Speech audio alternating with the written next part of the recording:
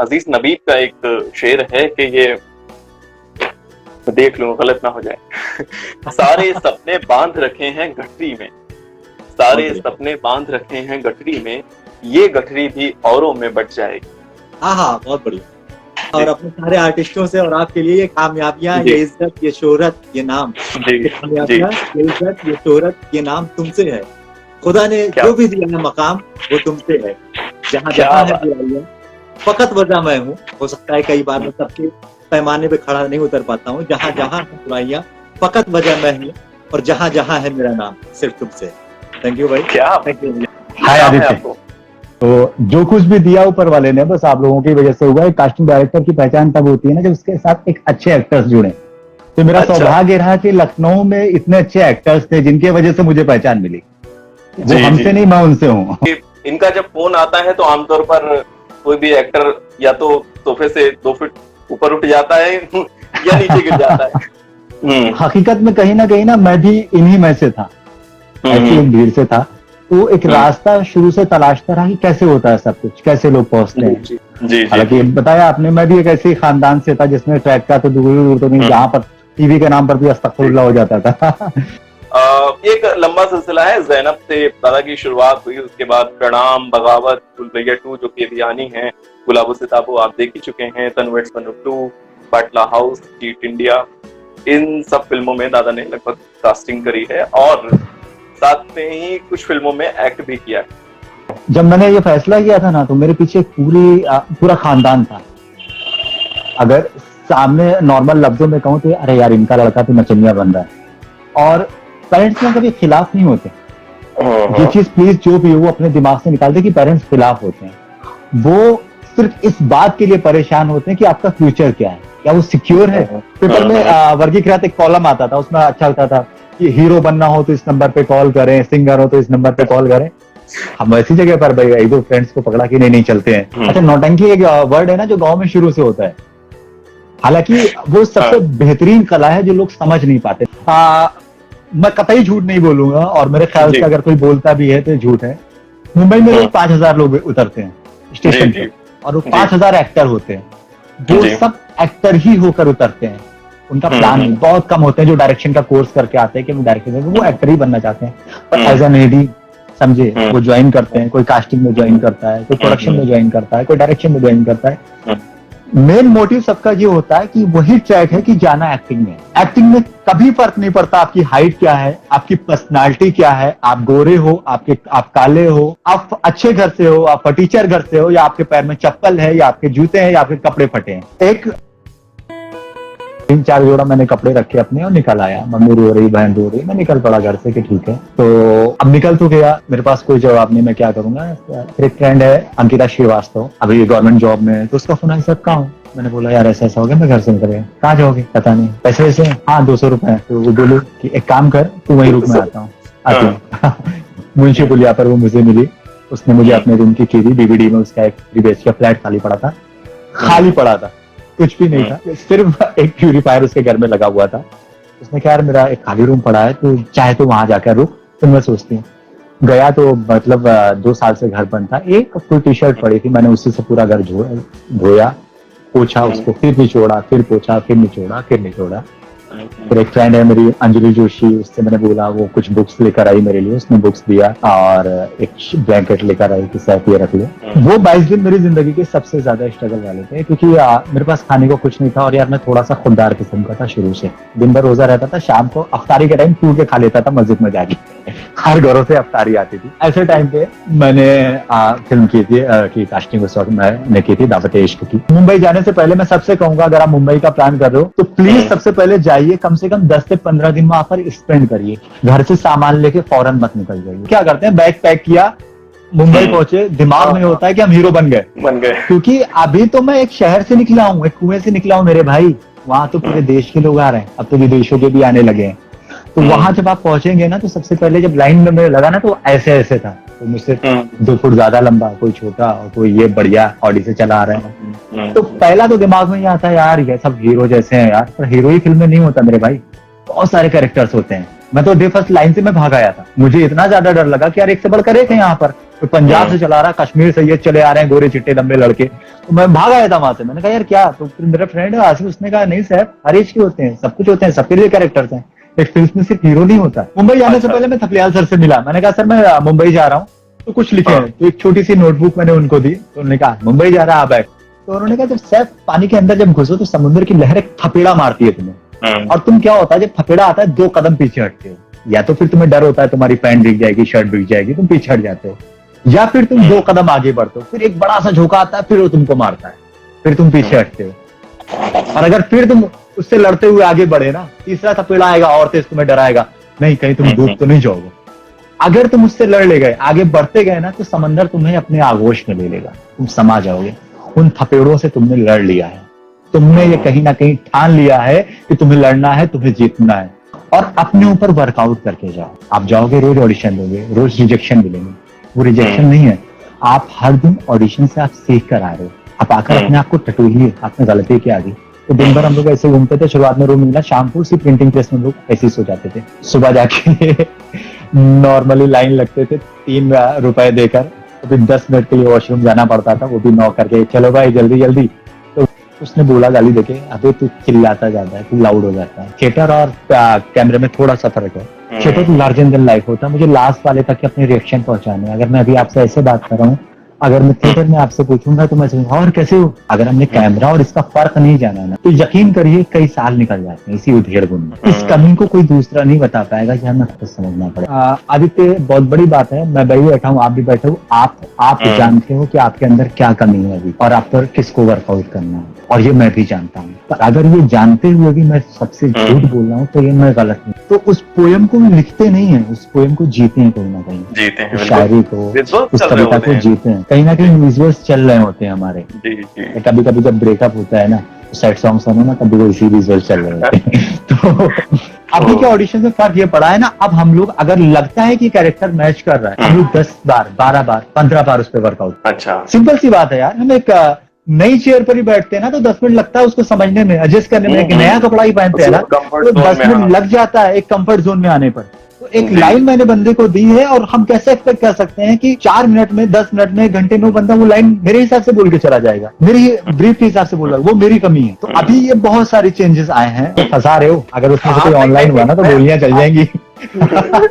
नहीं चलने दीजिए, कम से कम उनको ये तो मालूम होगा कि ये क्रिएटिव फील्ड है, इसमें पहचान और ये सारी चीजें काम नहीं करती, यहाँ पर आपकी प्रतिभा ही काम करेगी। अभी मैं जब गुलाबो सिताबो कर रहा था, तो बहुत ही बाहुबली रह चुके हैं, मैं नाम नहीं लूंगा, काफी टाइम वो जेल में भी रहकर आए हैं। उनका मेरे पास कॉल आया, फिर उन्होंने मुझे बोला कि मेरा भतीजा है और ये फिल्म करना चाहता है, इसे ले लो। तो मैंने कहा सर मैंने कोर्स किया है, इस वजह से मैं फिल्म में हूँ, अब मैं नहीं लेता हूँ सर, डायरेक्टर लेते हैं। तो उन्होंने कहा वो कुछ भी हो, कहीं खड़ा कर दो, इसको करवा दो तुम, और अगर तुमको कोई रोक रहा है तो मुझे बताओ, कोई दिक्कत हो तो।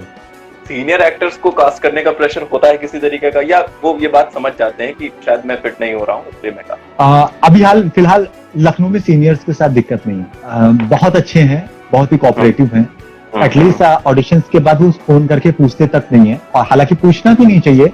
और हम ऑडिशंस देके आए, सिंपल सी बात है, आपको प्रोडक्शन हाउस से कॉल आ जाएगा कि आप सेलेक्टेड हैं या शॉर्ट लिस्टेड है, और यही अपने जानने वालों को ले लेते हैं और मुझे नहीं लेते हैं, बहुत एक तरफा हो रहा है। मैं समझ ही नहीं पाता हूँ यार, हर एक चीज का एक कैरेक्टर होता है, मैं समझ ही नहीं पाता हूँ। आप खुद अपने आप को क्यों नहीं जज करते? आप इस बात को सब एक्सेप्ट करना तो शुरू करिए, आप कमियां दूर करके आइए। अभी आप मुंबई कभी जाओ ना, तो वहाँ ऑडिशन टाइम पे ना लोग बैग में 3 जोड़े कपड़े लेकर निकलते हैं। अच्छा। मुझे पहन के क्या जाना चाहिए, वो पहले से ब्रीफ मांगते हैं कि आप मुझे बुला रहे हैं, आप रिपोर्टर के लिए बुला रहे हैं, कि आप मुझे एटीएस ऑफिसर के लिए बुला रहे हैं, कि मुझे आप पान वाले के लिए बुला रहे हैं। वो पहले से वो प्रिपेयर करके आते हैं। जहां पर अभी सबसे बड़ी कमी, वो प्रिपेयर हो गए नहीं, टी शर्ट पहन लिया, जीन्स पहन लिया, कटी फटी चले आए। अब पता चला वो कटी फटी जीन्स वो पहन के आए, तो वो कैरेक्टर का वो जब भी वो लेंगे ना, वो नहीं निकल के आएगा। आप जाने से पहले ऑडिशंस में आप कॉल करिए, आप अपना कैरेक्टर ब्रीफ मांगिए उनसे, आप पूछिए कि ड्रेस कोड क्या है, तो आपको ये आसानी होगी। मैं इसलिए लाइव बोल रहा हूँ क्योंकि दिक्कतें आती हैं। आप पूरा टाइम लीजिए, आप पूरा दिन बिता दीजिए। अगर आप कुछ लखनऊ के कुछ एक्टर्स का उदाहरण देकर बताएं कि हम लोगों को अपने ऊपर इस तरीके का काम करके ऑडिशन देने जाना चाहिए, या उस तरीके की अप्रोच रखनी चाहिए, या उस तरीके की पर्टिकुलर एक्टिंग पर मेहनत करनी चाहिए, या इनको देखना चाहिए, तो उस पर अगर आप कुछ बताना चाहें। मैं जिया भाई को बहुत पसंद करता हूँ, जिया अहमद खान। जी जी। बहुत ही लाजवाब एक्टर हैं, रियलिस्टिक हैं। बहुत अभी बहुत आपने बहुत उनका बल्कि गुलाबो सिताबों में तो बड़ा फेमस उनका वो डायलॉग हो गया, कई मीम्स उसके बने, देख कर बताएंगे। नवल शुक्ला, हाँ नवल शुक्ला दादा। तो ये सब हैं, और क्या बहुत सारे ऐसे नाम हैं। रस्तोगी सर हो गए, हर फिल्म में हम उनको देख सकते हैं। संदीप भाई हो गए, संदीप दादा, लाजवाब, बेहतरीन। उनका उनका तो मतलब उनका अप्रोच, हमें कैरेक्टर का अप्रोच बहुत शानदार लगता है। बहुत सारी फिल्मों में, इधर हाल ही की बहुत सारी फिल्मों में, आश्रम में भी लगातार वो दिख रहे हैं पूरी स्क्रीन पर। बाटला हाउस में बहुत छोटे से कैरेक्टर के लिए मैंने उनको सेलेक्ट किया था, बट बाद में जब उन्होंने शुरू किया ना, तो निखिल सर ने डे वन ही उनके डायलॉग्स बढ़ा दिए थे। और जॉन जैसे ही कट हुआ, खुद आकर हाथ मिला कर गया था, वेल डन यार, क्या किया। नया हम क्या कर सकते, आपको 60 साल का बुढ़ा बनना है, अरे बापू जी के शुरू कर देता है। तो अमिताभ बच्चन ने कहा सर भी कर सकती हूँ सर, प्लीज आपका हुनर कैमरे पे नजर आए। ऐसा कोई भी बोर्ड नहीं है कास्टिंग का, या ऐसा कोई भी वो नहीं है कि आपको बोर्ड सीक्वेंस करना है। पहले आपके ऑडिशंस होंगे, और आप अपने ऑडिशंस को आप खुद भी देखिए, आपके फ्रेंड सर्किल में उनसे आप खुल के राय मांगिए। क्योंकि होता क्या है ना, आपने शर्ट पहनी है, आदित्य ने पूछा भाई शर्ट कैसी लग रही है, यार बढ़िया, भले मुझे वो कलर पसंद। हम कभी क्योंकि और मैंने कहा यार कौन सा कलर ले लिया, तो कहीं तुम बुरा ना मान जाओ। हम कभी कभी में सही सजेशन अपने दोस्त को देते नहीं, ये हमारी कमी है। सच्चा आईना है, अगर हम एक दोस्त होकर एक सच्चा आईना नहीं दिखाएंगे तो कैसे, कमियों को अच्छाइयों को नहीं, ये आज तारीफ करें। जिस दिन अपनी कमियों को ढूंढना शुरू कर लेंगे, आप कामयाब।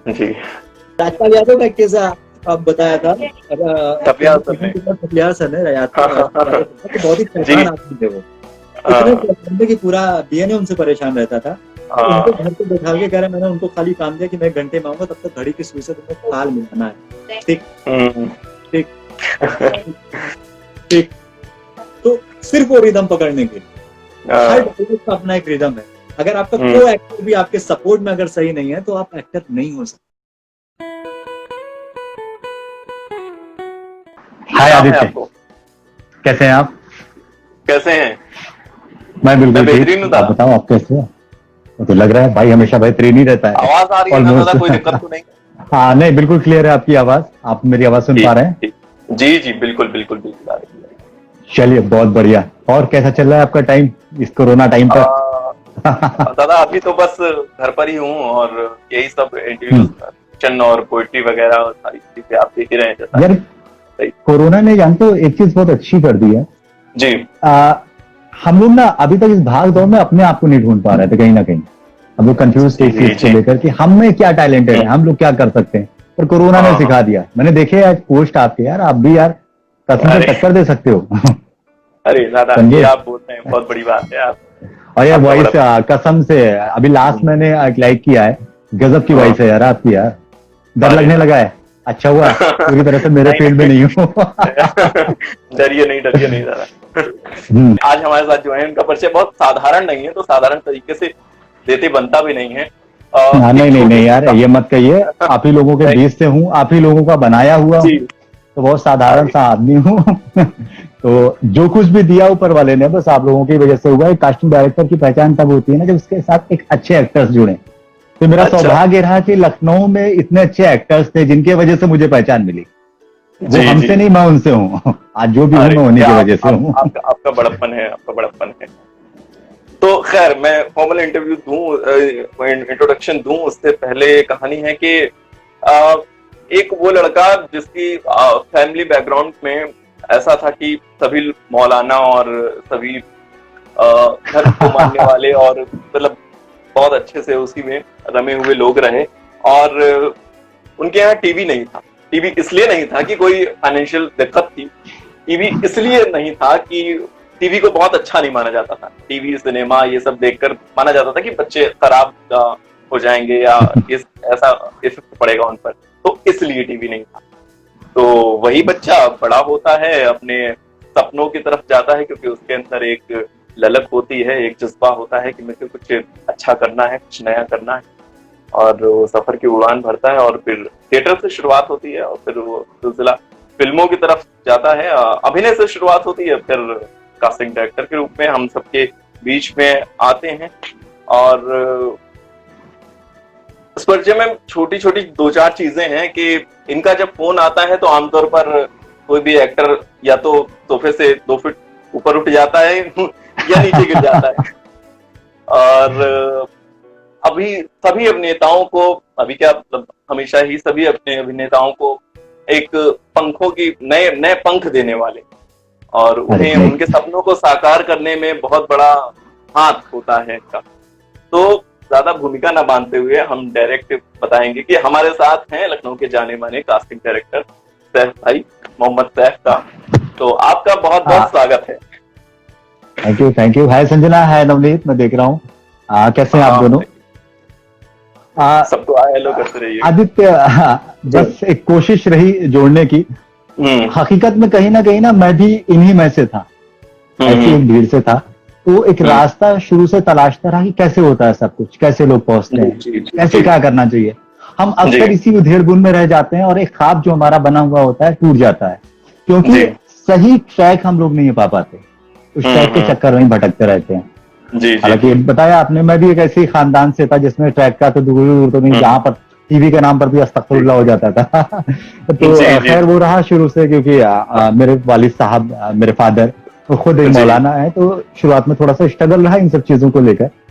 पर कहते हैं ना, मेरी लास्ट वाली पिक्चर की तरह डायलॉग जो पंकज त्रिपाठी सर ने बोला, हिम्मत करने वालों की कभी हार नहीं होती। तो हारे नहीं, निरंतर कोशिश करती रही और उस कोशिश में विस्तार से जानेंगे। इससे पहले मैं हर किसी कलाकार का परिचय उसका काम होता है, तो मैं थोड़ा सा आपका काम बता दूं सबको, जो लोग नहीं जानते हैं। हालांकि हमें लगता है कि सभी जानते होंगे, क्योंकि एक शहर में कास्टिंग डायरेक्टर बहुत कम होते हैं और लखनऊ में भी जो भी हैं जाने माने आते ही हैं।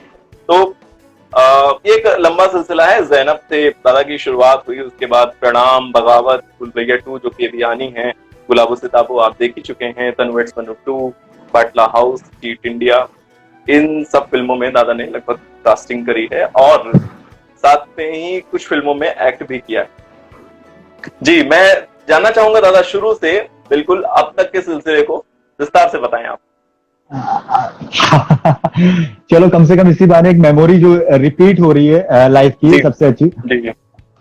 देखिए, स्ट्रगल जब तक ना हो ना, किसी काम में मजा नहीं आती है। मैं शुक्रगुजार हूं अपने घर वालों का, जिन्होंने ये जज्बा कायम किया कम से कम इसी बहाने से ही कि नहीं सर, करना है तो करना है। क्योंकि जब मैंने ये फैसला किया था ना, तो मेरे पीछे पूरा खानदान था। अगर सामने नॉर्मल लफ्जों में कहूं तो अरे यार, इनका लड़का तो नचनिया बन रहा है, तो नॉर्मल ये होता था। क्योंकि उन्होंने कभी इस पार्ट को देखा ही नहीं, एक सोच ही होती थी। और तो शुरुआत से खानदान का वो था, तो मुझे तो पूरे खानदान से लड़ना था, समझे, या एक ऐसे तबके से लड़ना था जहां पर कोई ऐसा था ही नहीं। सवाल ये भी था कि तुम्हारी बहन भी है और भी लोग हैं, क्या जवाब दोगे। और पेरेंट्स में कभी खिलाफ नहीं होते, ये चीज प्लीज जो भी हो वो अपने दिमाग से निकाल दे कि पेरेंट्स खिलाफ होते हैं। वो सिर्फ इस बात के लिए परेशान होते हैं कि आपका फ्यूचर क्या है, क्या वो सिक्योर है, जिस भीड़ में आप भाग रहे हैं आप हो या नहीं हो, वो इस चीज को डरते हैं। तो मेरा जो स्ट्रगल पीरियड था वो यही था कि जब मैंने यह फैसला किया था तो कहीं ना कहीं मन नहीं था। अच्छा, इत्तेफाक ये रहा है कि इनको रखा, पेपर्स में देखता था, कई बार गया ऐसी जगह पर। पेपर में वर्गीकृत एक कॉलम आता था, उसमें अच्छा होता था कि हीरो बनना हो तो इस नंबर पे कॉल करें, सिंगर हो तो इस नंबर पे कॉल करें। हम ऐसी जगह पर भाई 1-2 फ्रेंड्स को पकड़ा कि नहीं चलते हैं, गए वहां पर, एक फीस, फिर नॉर्मली स्क्रिप्ट देना, फिर आ जाओ, कल आओ, फलाना आओ, ढिमाका आओ, इतना देना पड़ेगा। तो समझ में नहीं आया यार। कुछ दिन के बाद लगने लगता है आप सच्चाई नहीं छुपा सकते, पर झूठ को कब तक छुपाओगे। 4-5-6 दिन में ये क्लियर हो जाता था। तो एक दौड़ भाग चलती रही। बीएनए का मुझे एक बार पता चला, पेपर में लगातार पढ़ता था कि अगर पेपर में ये आता है कि आज ये फिल्म रिलीज हुई और आज लखनऊ थिएटर का भी रोज एक कवरेज आता था कि ये थिएटर का कवरेज है, ये आया, तो कहीं ना कहीं तो लिंक भी पेपर में आता होगा। ये होता कहाँ है, हम देखने तो पहुंचे, कोई ना कोई मिलेगा। खैर बीएनए पहुंचे। जब बीएनए पहुंचे तो मैं था इस वक्त आई थिंक 11th में था, तो ग्रेजुएशन मस्ट मांगते हैं और उस वक्त ये था कि कम से कम 10 प्लेस किए होते हैं। तो मुझे तो थिएटर का टीवी नहीं पता था, मैंने देखा भी नहीं था कि रंगमंच होता कैसे है। खैर वापस चले आया क्योंकि वहां से बोला गया डायलॉग बोलो, डायलॉग वालों तो कोई प्रिपरेशन था नहीं, तो क्या डायलॉग बोलता। खैर वहां से वापस चले आया। पापा से कहा पापा अपना हीरो बनना है, कष्ट करना है। तो पापा ने कहा पागल वागल मत बनो, पढ़ाई करो और ये सब छोड़ो, जो मैंने प्लान किया वो करो। धीरे धीरे बड़े हुए। फिर 1-2 साल गुजरा। SNM में एक बार शॉप थी, नौटंकी की, अच्छा, नौटंकी एक वर्ड है ना जो गांव में शुरू से होता है, हालांकि वो सबसे बेहतरीन कला है जो लोग समझ नहीं पाते। नौटंकी वो 9 रस है। एक इंसान का मेल का भी एक वर्जन, फीमेल का भी वही कर रहा है, गायकी का पोर्शन भी उसी का है, एक्टिंग का भी पोर्शन वही है। तो दूसरा को वो अकेले वो 9 रस को जी रहा है, तो उससे बेहतरीन और उम्दा कलाकार तो ही नहीं सकता। तो नाम जो नौटंकी है ना, विधा भी नौटंकी है, तो बिल्कुल। हाँ, बस इत्तेफाक ये कि हम लोगों ने पढ़ा है तो हम लोग नौटंकी जानते हैं कि है क्या असल में, पर गाँवों में जो कुंवरता परोसी जाती थी उस वक्त तो मतलब नहीं जानते। तो जब मैंने नौटंकी ज्वाइन की तो अभी घर वालों का ही था, नौटंकी करोगे, यही बच्चा था, तो बहुत अच्छा ठीक है, खानदान में किसी को ना जाना। दादा हमारे ऐसे थे। शुरुआत में बताना भी बहुत मुश्किल हुआ होगा दादा, क्योंकि पहला प्ले आपने किया और वो पहला प्ले ही नौटंकी, जहाँ टीवी नहीं पसंद किया जाता वहाँ नौटंकी वर्ड यूज कर रहे हैं। नौटंकी, वही तो। और उसमें भी मैं किसी लायक नहीं था उस वक्त, क्योंकि मैंने कोई प्रोफेशनली कोर्स तो नहीं किया था। उसमें भी मेरा जब सिलेक्शन के टाइम पे बैठाला तो शैलजा मैम बैठी थी, आनंद मिश्रा सर, अभी तो डेथ हो गई है उनकी, तो वो बैठे हुए थे। तो उन्होंने मुझसे बोला, हाय भावना, तो हाय साक्षी, कैसे हो आप लोग? ये सब भी बहुत ही अच्छे एक्टर हैं। आपकी फॉलोइंग से आप देखते रहिए, आप सबको हाय हेलो करते रहिए। बिल्कुल बिल्कुल, सॉरी जिससे गलती हो जाए मैं बाद में उसे हेलो हाय कहूंगा, तो प्लीज माइंड मत करना। तो फाइनली मैं ऑडिशन के लिए गया तो उन्होंने कहा कि क्या किया इससे पहले? तुमने कहा मैंने तो कुछ नहीं किया है। कैसे आए? पेपर में पढ़ा, फ्रेंड को पकड़ा, चले आए। कुछ आता है? अभी तो नहीं पढ़ रहा, इसीलिए आया हूँ। अच्छा, 1 महीने की वर्कशॉप में हम लोग कुछ सीख नहीं सकते हैं। तो बेसिकली फंडा क्या था ना कि हम देखेंगे उसके अंदर कुछ तो ऐसे हो, बेसिक्स तो उसे पता हो, तो ज्वाइन करें। मुझसे कहा गाना गाओ। मैंने कहा पक्का गाना है? तो उन्होंने कहा हाँ गाना है। अच्छा, मैं थोड़ा सा शुरुआत से ही था। मैंने कहा ठीक है, मैं गाऊंगा, भगाइएगा नहीं प्लीज। मैंने गाना शुरू किया, गाना गाया, वो खोला तो सब हंस रहे थे। मैंने कैसा रहा? करी बेसुरा, डायरेक्ट उधर से रिप्लाई आया, बेसुरा। खैर कोई बात नहीं, थैंक यू सो मच। तो हाँ, तो डायरेक्ट उनका यही सवाल था, बेसुरा। ठीक है, इंटरव्यू हुआ, चले आए। नेक्स्ट डे ये था कि लिस्ट निकलेगी, लिस्ट के लिए मैं नेक्स्ट डे गया तो मेरा सिलेक्शन नहीं हुआ था इत्तेफाक, क्योंकि मुझे पता था कि मैं नहीं हूँ, मुझसे अच्छे कैंडिडेट्स वहां पर आए हुए हैं एसएनए में। इत्तेफाकन मेरी जो नाम आया डे 3 वो आया पेंडिंग में, कि अगर बाई चांस कोई वहां से क्विट करता है तो आप आ सकते हैं। खैर एक मेरे ही फ्रेंड था दुर्गेश, उसने उस टाइम पे मुझे साथ दिया, समझिए बिल्लू बार की तरह। दुर्गेश पीछे हटा, तो बोला सर मैं नहीं कर रहा हूँ, मुझे निकलना है, तू ज्वाइन कर ले। खैर मैंने ज्वाइन तो कर लिया, बट सवाल अभी वही है दीप्ति। तो मुझे भी फिर वही सवाल की गायकी तो आती नहीं थी, बट 15 दिन की वर्कशॉप, उसके बाद फिर सरगम पे हम लोगों ने वर्कआउट किया। करते करते गायकी नहीं आई मुझे, मेरे जो गायकी वाले डायलॉग थे वो काट के डायलॉग्स कर दिए गए। वहां से जर्नी शुरू होती है। हम होता क्या है ना कि डांस के शोज वही देखने जाते हैं जो डांसर्स होते हैं ज्यादातर, बिल्कुल। सिंगर्स वहीं पे ज्यादा जाते हैं जहां सिंगर्स। तो यहाँ भी कई ऐसे एक्टर्स, डायरेक्टर्स इस प्ले को देखना है, क्योंकि वो संगीत नाटक एकेडमी का प्ले था। कई कॉन्टेक्ट भी बने, 45 लोगों की वर्कशॉप थी। ऊपर वाले का शुक्र है, चित्रा मैम वहां पर मुझे मिली, चित्रा मैम से बात हुई, फिर उन्होंने भी प्ले ज्वाइन किया।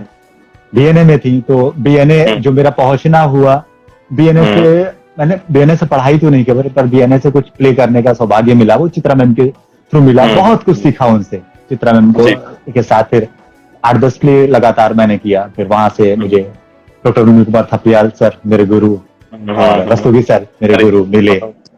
तो उसके बाद ना मुझे एक मेजोरिटी मिल गई ऐसी, वो मिले मुझे जो पिछले 50 सालों से इसी में है, जिन्होंने लखनऊ में एक कब्जा कर रखा है। तो वो एक ख्वाब था जो पूरा होता चला जा रहा था, और घर अभी भी वहीं पर रुका हुआ था। पढ़ाई कहाँ जा रही, तुम कर क्या रहे हो? मैं तो सुबह से शर्ट खोल के अंदर एक टी शर्ट पहन के हीरो बन के भोपाल में स्लिप पीछे वाले जेल में बस में लटक के पहुंचता था। स्टार्टिंग में भी रिहर्सल पे जा रहा हूँ, जानबूझ से चिल्ला के बोलता था कि बस वाले सुने कि मैं हीरो रिहर्सल पे जा रहा हूँ। पर 1 महीना 2 महीना वर्कशॉप करके 1500 रुपए कमा रहा हूँ। और कब 1500 रुपए कमाना क्या होता है, या कभी 500 रुपए लिफाफे में, वो कमाई नहीं होते थे। आप यकीन करो, कभी आप आना, वो सारे नोट्स मेरे पास अब भी रखे हुए हैं। वो मेरी जिंदगी के सबसे बड़े, देखा ही नहीं जाता है वो सबसे बड़ी मेरी लाइफ की पेमेंट। मैंने इसकी वजह से कमाया, उपलब्धि होती। पर घर वालों का सवाल था कि तुमने किया क्या, तुम तो वहीं करो सैफ, कुछ भी नहीं कर पा रहे हो तुम। वो अपनी जगह पे सही थे। काफी टाइम ऐसे चलता रहा, करते करते। थिएटर एक्टर की लाइफ में एक बार ये क्वेश्चन जरूर आता है, कमा कितना रहे हो? जरूर, तब तो ठीक है, हीरो बन रहे हो, पेपर में फोटो आ रही है, अच्छी बात है, लेकिन करोगे क्या, भविष्य में क्या होगा? हाँ, तो ये सवाल मेरे साथ भी रहा, लगभग 2-3 साल इन सवालों के बीच में गुजरा रहा।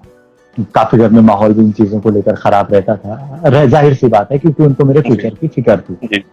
खैर ऊपर वाले का शुक्र रहा, साथ अच्छा मिला, अच्छे गुरु मिले, जर्नी चलती रही। अब थिएटर तो वाला तो शौक पूरा होगा, रंग मंच में तो हम उधर के आ गए।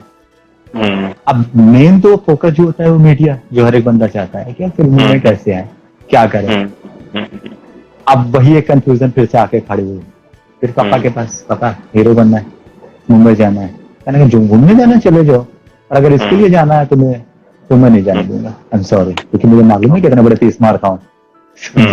तो नहीं जाना है। काफी इस बात को लेकर बहस हुई। उससे पहले एक वही चित्रा मैम के साथ जब मैं प्ले कर रहा था, एक लड़का था रवि गुप्ता, अच्छा मेरा दोस्त है, अभी स्वास्थ्य में अभी वो भी कास्टिंग कर रहा था।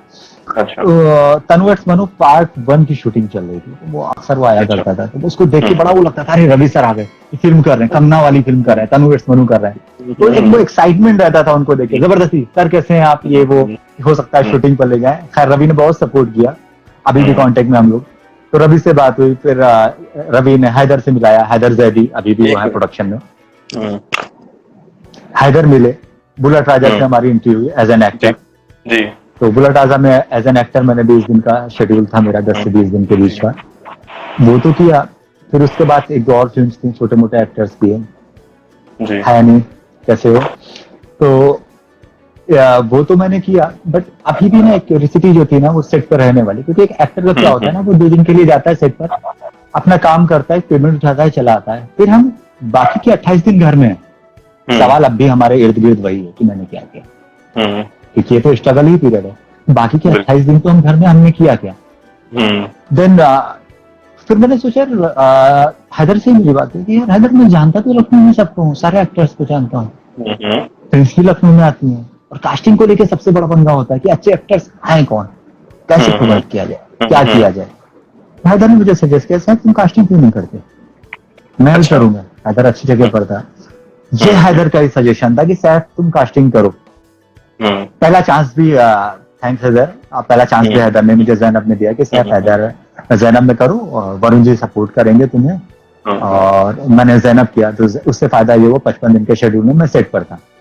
हर एक करीब को जानने की कोशिश की।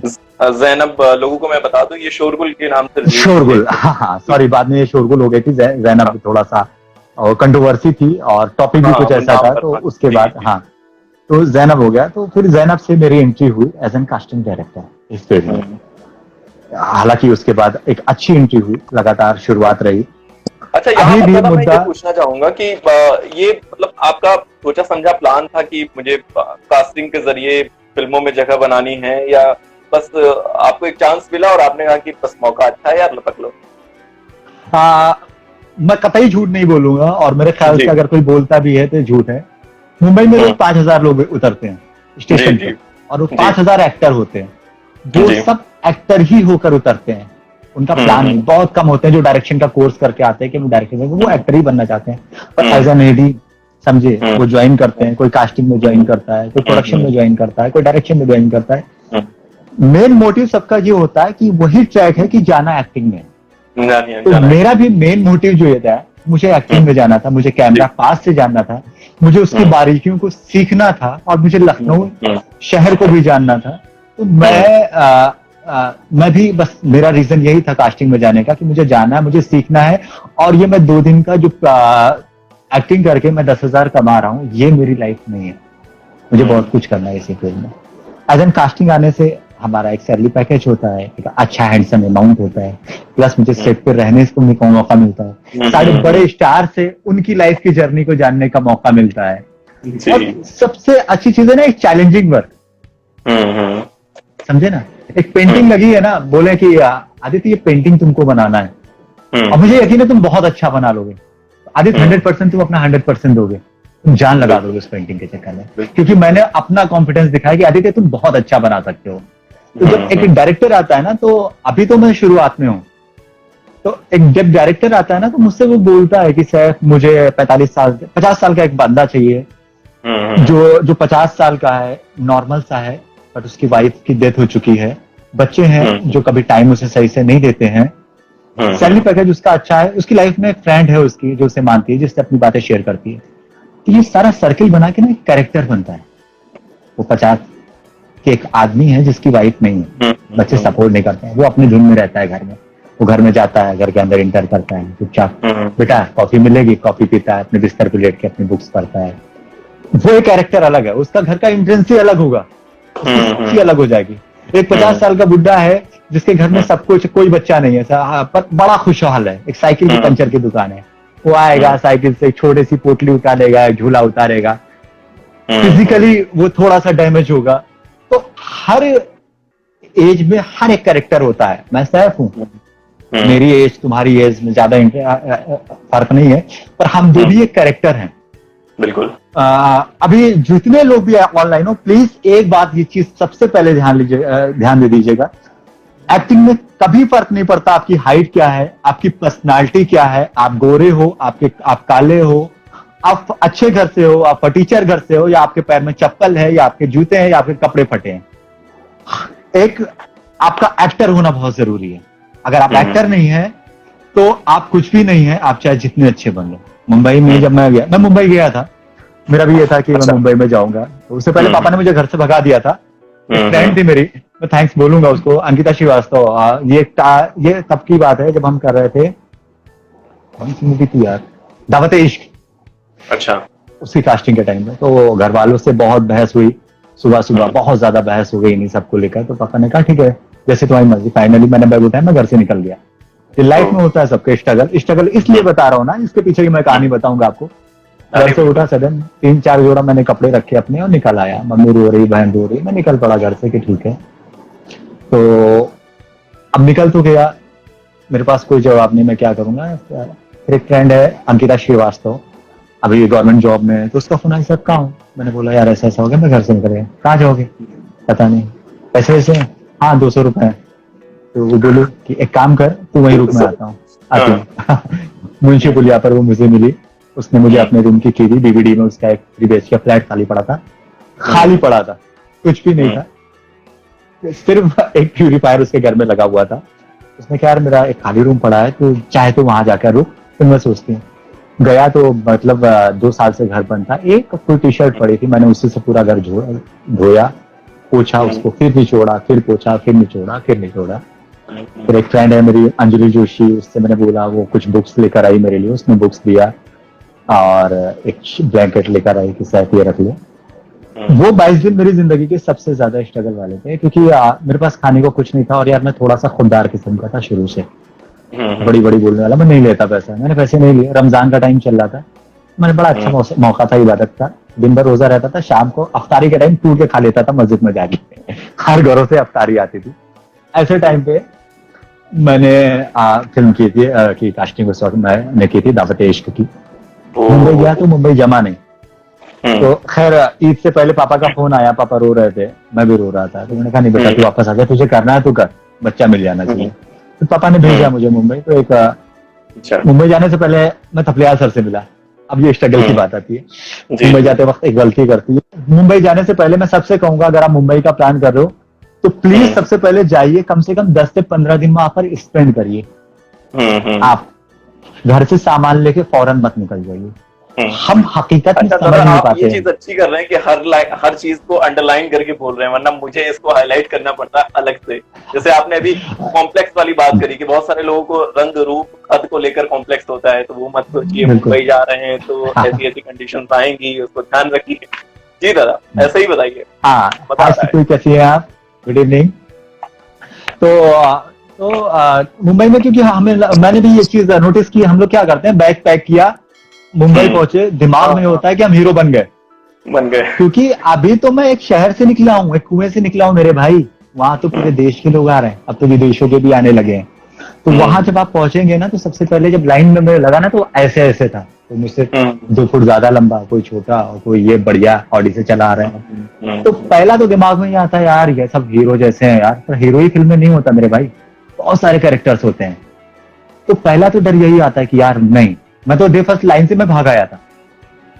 मुझे इतना ज्यादा डर लगा कि यार एक से बढ़कर एक है यहाँ पर, कोई पंजाब से चला रहा, कश्मीर से ये चले आ रहे हैं गोरे चिट्टे लंबे लड़के। तो मैं भाग आया था वहां से। मैंने कहा यार क्या? तो फिर मेरा फ्रेंड है आसिफ, उसने कहा नहीं साहब, हर एज के होते हैं, सब कुछ होते हैं, सबके लिए कैरेक्टर्स हैं, एक फिल्म में सिर्फ हीरो नहीं होता। तो पागल है क्या? खैर तो फिर नेक्स्ट डे मैं गया, मैंने ऑडिशन दिया वहां पर। मुंबई आप गए थे एक्टिंग के लिए? मुंबई में एक्टिंग के लिए गया था।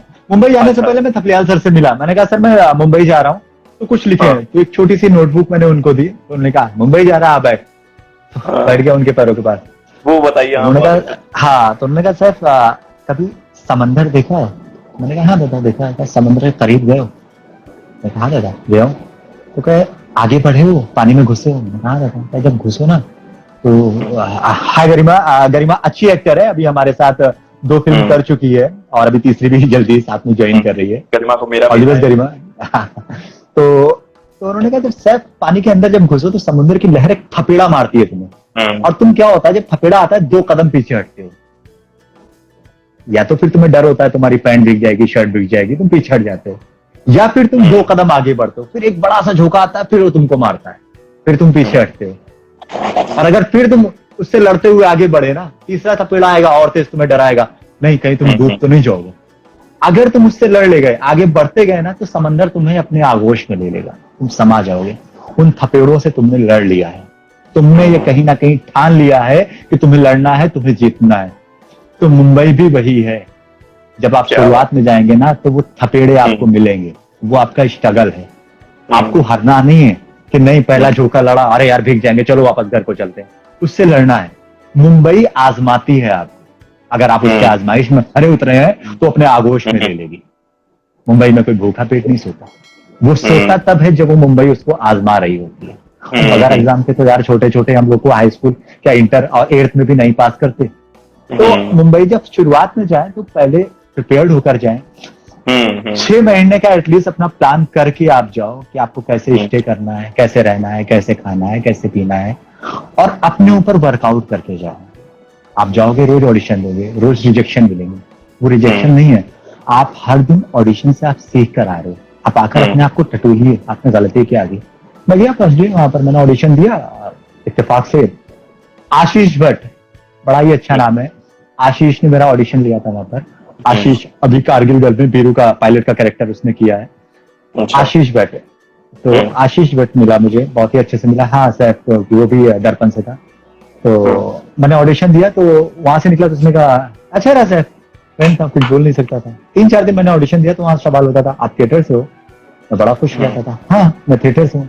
मैं अपने रूम में जाके कहता था, रूम भी मैं बताऊं, मेरा एक दोस्त का एक प्रिंटिंग प्रेस था मुंबई में जानने वाला, तो दिन भर हम लोग ऐसे घूमते थे। शुरुआत में रूम मिला, शाम को उसी प्रिंटिंग प्रेस में लोग ऐसे ही सो जाते थे। सुबह जाके नॉर्मली लाइन लगते थे 3 रुपए देकर, तो फिर 10 मिनट के लिए वॉशरूम जाना पड़ता था, वो भी 9 करके, चलो भाई जल्दी जल्दी। तो वो टाइम मुंबई में गुजारा है मैंने, यही सबसे अच्छा रहा कि मजबूत उसी ने किया, उसी लोहे ने किया। तो मैं अपने दोस्तों से कहूँ यार मैं अच्छा एक्टर हूँ क्या? और फोन कहीं से नहीं आता और सब ये कहते हैं कि यार आपने थिएटर किया। उसने बोला गाली देके, अबे तू चिल्लाता ज्यादा है, तू लाउड हो जाता है। थिएटर और कैमरे में थोड़ा सा फर्क है। थिएटर लार्जर देन लाइफ होता है, मुझे लास्ट वाले तक अपने रिएक्शन पहुंचाने। अगर मैं अभी आपसे ऐसे बात कर रहा हूँ, अगर मैं थिएटर में आपसे पूछूंगा तो मैं और कैसे हो, ठीक तो हो ना तुम? अभी मुझे पूछना है क्या? हाँ अभी तो मैं ऐसे पूछ लूंगा और तुम ठीक हो, सब सही चल रहा है। हम इन दोनों पड़ाव से हमारा निकलना मुश्किल हो जाता है। हमें लगता है हम बहुत अच्छे हैं, और बेशक हम अच्छे हैं, ये नींव हमारी थिएटर ही है, बेसिक हमारा थिएटर ही है, पर साथ में इसको क्रैक करना बहुत जरूरी है। अगर हमने कैमरा और इसका फर्क नहीं जाना ना, तो यकीन करिए कई साल निकल जाते हैं इसी उधेड़ बुन में। इस कमी को कोई दूसरा नहीं बता पाएगा, कि हमें खुद समझना पड़ेगा हम कितना लाउड होने के बाद। मैं दूसरों को कहता हूँ, मुझे खुद निकलने में टाइम लग गया। जी जी, लग जाता है। बहुत ही लाउड थिएटर किया है, थिएटर करके आप फिल्म की तरफ जा रहे हैं तो लग जाता है। हाँ, अच्छे लोगों को लगा है तो सबको लगेगा। मुझे सिंपली तो नाराजगी, हालांकि काफी थिएटर आर्टिस्ट हैं, उनकी नाराजगी भी इस चीज को रही है। मुझसे कई सवाल भी किए गए कि आप लोग प्रेफरेंस नहीं देती हैं थिएटर वालों को। नहीं, बेशक मैं प्रेफरेंस देता हूं, क्योंकि मैं जिस आपको एक्ट के लिए 10 मिनट दे रहा हूं, आपने उस कैरेक्टर को 1 महीना जिया है। मैं जब एक प्ले में एक कैरेक्टर अगर मुझे इरफान का मिला या अब्दुल का मिला, तो सुशील का मिला, तो मैंने रोज जाकर 3 घंटा उस कैरेक्टर पे मैंने रिहर्सल किया, उस कैरेक्टर को किया है। तो मैंने क्या सबने थिएटर को ही प्रेफरेंस दिया है। अभी आश्रम रिलीज हुई है कुछ दिन पहले, आश्रम की कास्टिंग के बारे में बताता हूँ। हाँ, 28 को। तो प्रकाश सर से जब मेरी बात हुई, प्रकाश झा से, प्रकाश सर, तो उन्होंने पहला सवाल ये किया कि सर, प्रकाश सर ने मुझे नहीं कॉल किया, उन्होंने बीएनए में कॉल किया, उन्हें भी थिएटर ही चाहिए था। तो बीएनए से रिकमेंड हुआ कि सैफ है यहाँ, कास्टिंग करते हैं, सबको जानते हैं, आप एक बार बात कर लो। फिर मेरे पास फोन आया, तो उन्होंने कहा सैफ मुझे थिएटर के आर्टिस्ट चाहिए, क्योंकि वो जानते थे, तो मुझे अच्छी लगी। और उन्होंने कहा सर क्या ऐसा हो सकता है कि हम जनरली गेट टुगेदर कर लें, हालांकि ये बहुत ही कम, मेरी लाइफ में पहले ऐसे डायरेक्टर थे जिन्होंने गेट टुगेदर की बात की। वरना क्या होता है ना, हम लोग जब कास्टिंग करते हैं, सारे स्लॉट फाइनल हो जाते हैं, उसके बाद लास्ट पोजीशन पे डायरेक्टर बैठते हैं कैरेक्टर ब्रीफ करने के लिए। तो हम लोग ने क्लार्क में मिले, और उन्होंने एज ग्रुप बता दिया था, मैं आज पोस्ट भी शेयर करने वाला हूँ। तो जो भी एमिनेंट पर्सनालिटी जितने भी थे उस पोस्ट में देखिएगा, सारे थिएटर के हैं। आप फिल्म में देखिएगा, जितने भी लखनऊ के हैं सब थिएटर के हैं जी जी, और सब अच्छी जगह पर हैं, ज्यादातर है।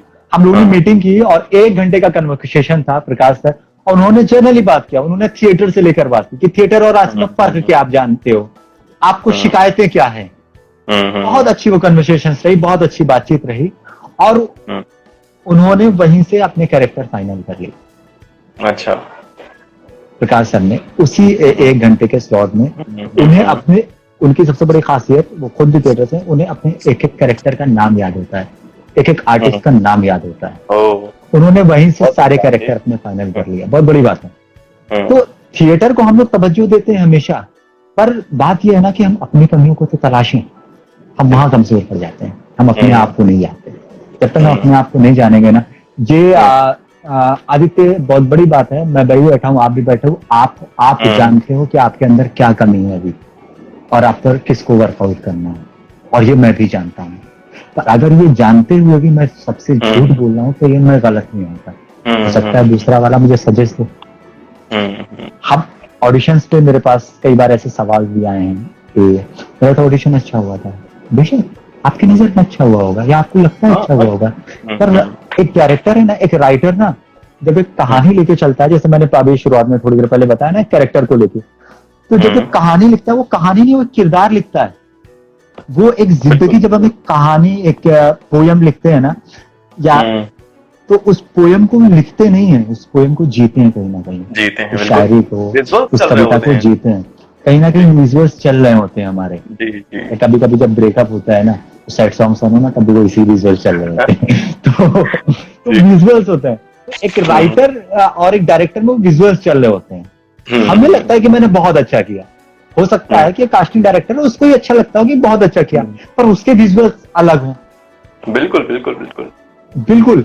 तो बहुत सारी चीजें होती हैं, वो एक्टर क्या करता होगा, किनसे मिलता होगा, क्या खाता होगा, किस तरीके का बिहेव करता होगा, कौन सी लैंग्वेजेस जानता होगा, किस शहर में रहता होगा, कैसे दोस्त होंगे, बहुत सारी जी, बहुत चीजें। अभी हम लोगों ने किया था, मेरा फ्रेंड है श्रीधर, उसने ही कास्ट किया था, कौन सी थी, अनुराग कश्यप सर की मुक्काबाज। अच्छा, हाँ। विनीत सिंह ने 1 साल पहले से वर्कशॉप की थी, 1 साल पहले से उसने ज्वाइन किया था। ये कैरेक्टर मैंने थे, उसने बॉक्सिंग सीखी, उसने ट्रेनिंग ली, हरियाणा में जाकर उसने रहा, 1 साल वर्कशॉप उन्होंने किया। रवि किशन सर ने पहले से वर्कआउट किया कि एक ट्रेनर क्या होता है। जब भी हम किसी अच्छे, जब इतने बड़े एक्टर जिन्होंने पता नहीं कितनी अवार्ड विनिंग फिल्म्स थी, उनको जीता है, कितने अवार्ड, आमिर खान सर को आप ले सकते हो, क्यों इससे पहले वर्कशॉप्स करते हैं, बहुत सारे ऐसे वर्कशॉप होते हैं। वो तो हैं भाई, लाजवाब एक्टर है, अमिताभ सर लाजवाब एक्टर हैं, पर उनको भी फाइनल होने के बाद वर्कशॉप की जरूरत पड़ती है, उस कैरेक्टर को जीना पड़ता है, समझना पड़ता है। तो भाइयों प्लीज उस कैरेक्टर, कभी ये माइंड मेकअप करके मत जाइए कि आपने बहुत अच्छा ऑडिशंस दिया। वो एक डायरेक्टर का अपना नजरिया होता है, और डायरेक्टर के साथ साथ राइटर का भी अपना नजरिया होता है। एक राइटर को हक है उस कैरेक्टर को लेकर सवाल जवाब करने के लिए, उसकी वो स्क्रिप्ट है कि उसने जिया है। हमेशा जब शूटिंग पर होती, बहुत कम लोगों को शायद पता हो कि राइटर सेट पर मौजूद होता है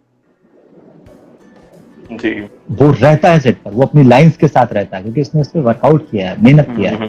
तो ये दिमाग से निकाल दें बिल्कुल कि आपने बहुत अच्छा ऑडिशन दिया था, नहीं हुआ, या जानबूझ के मेरा नहीं हुआ, बहुत सारी चीजें होती हैं, हम नहीं समझ पाते हैं, हमको इस लगता पर है भी आएंगे दादा, लेकिन उससे पहले धीरे धीरे हम अपने सवालों की तरफ चलते हैं और इस पर पूरी विस्तृत बात करेंगे हम लोग।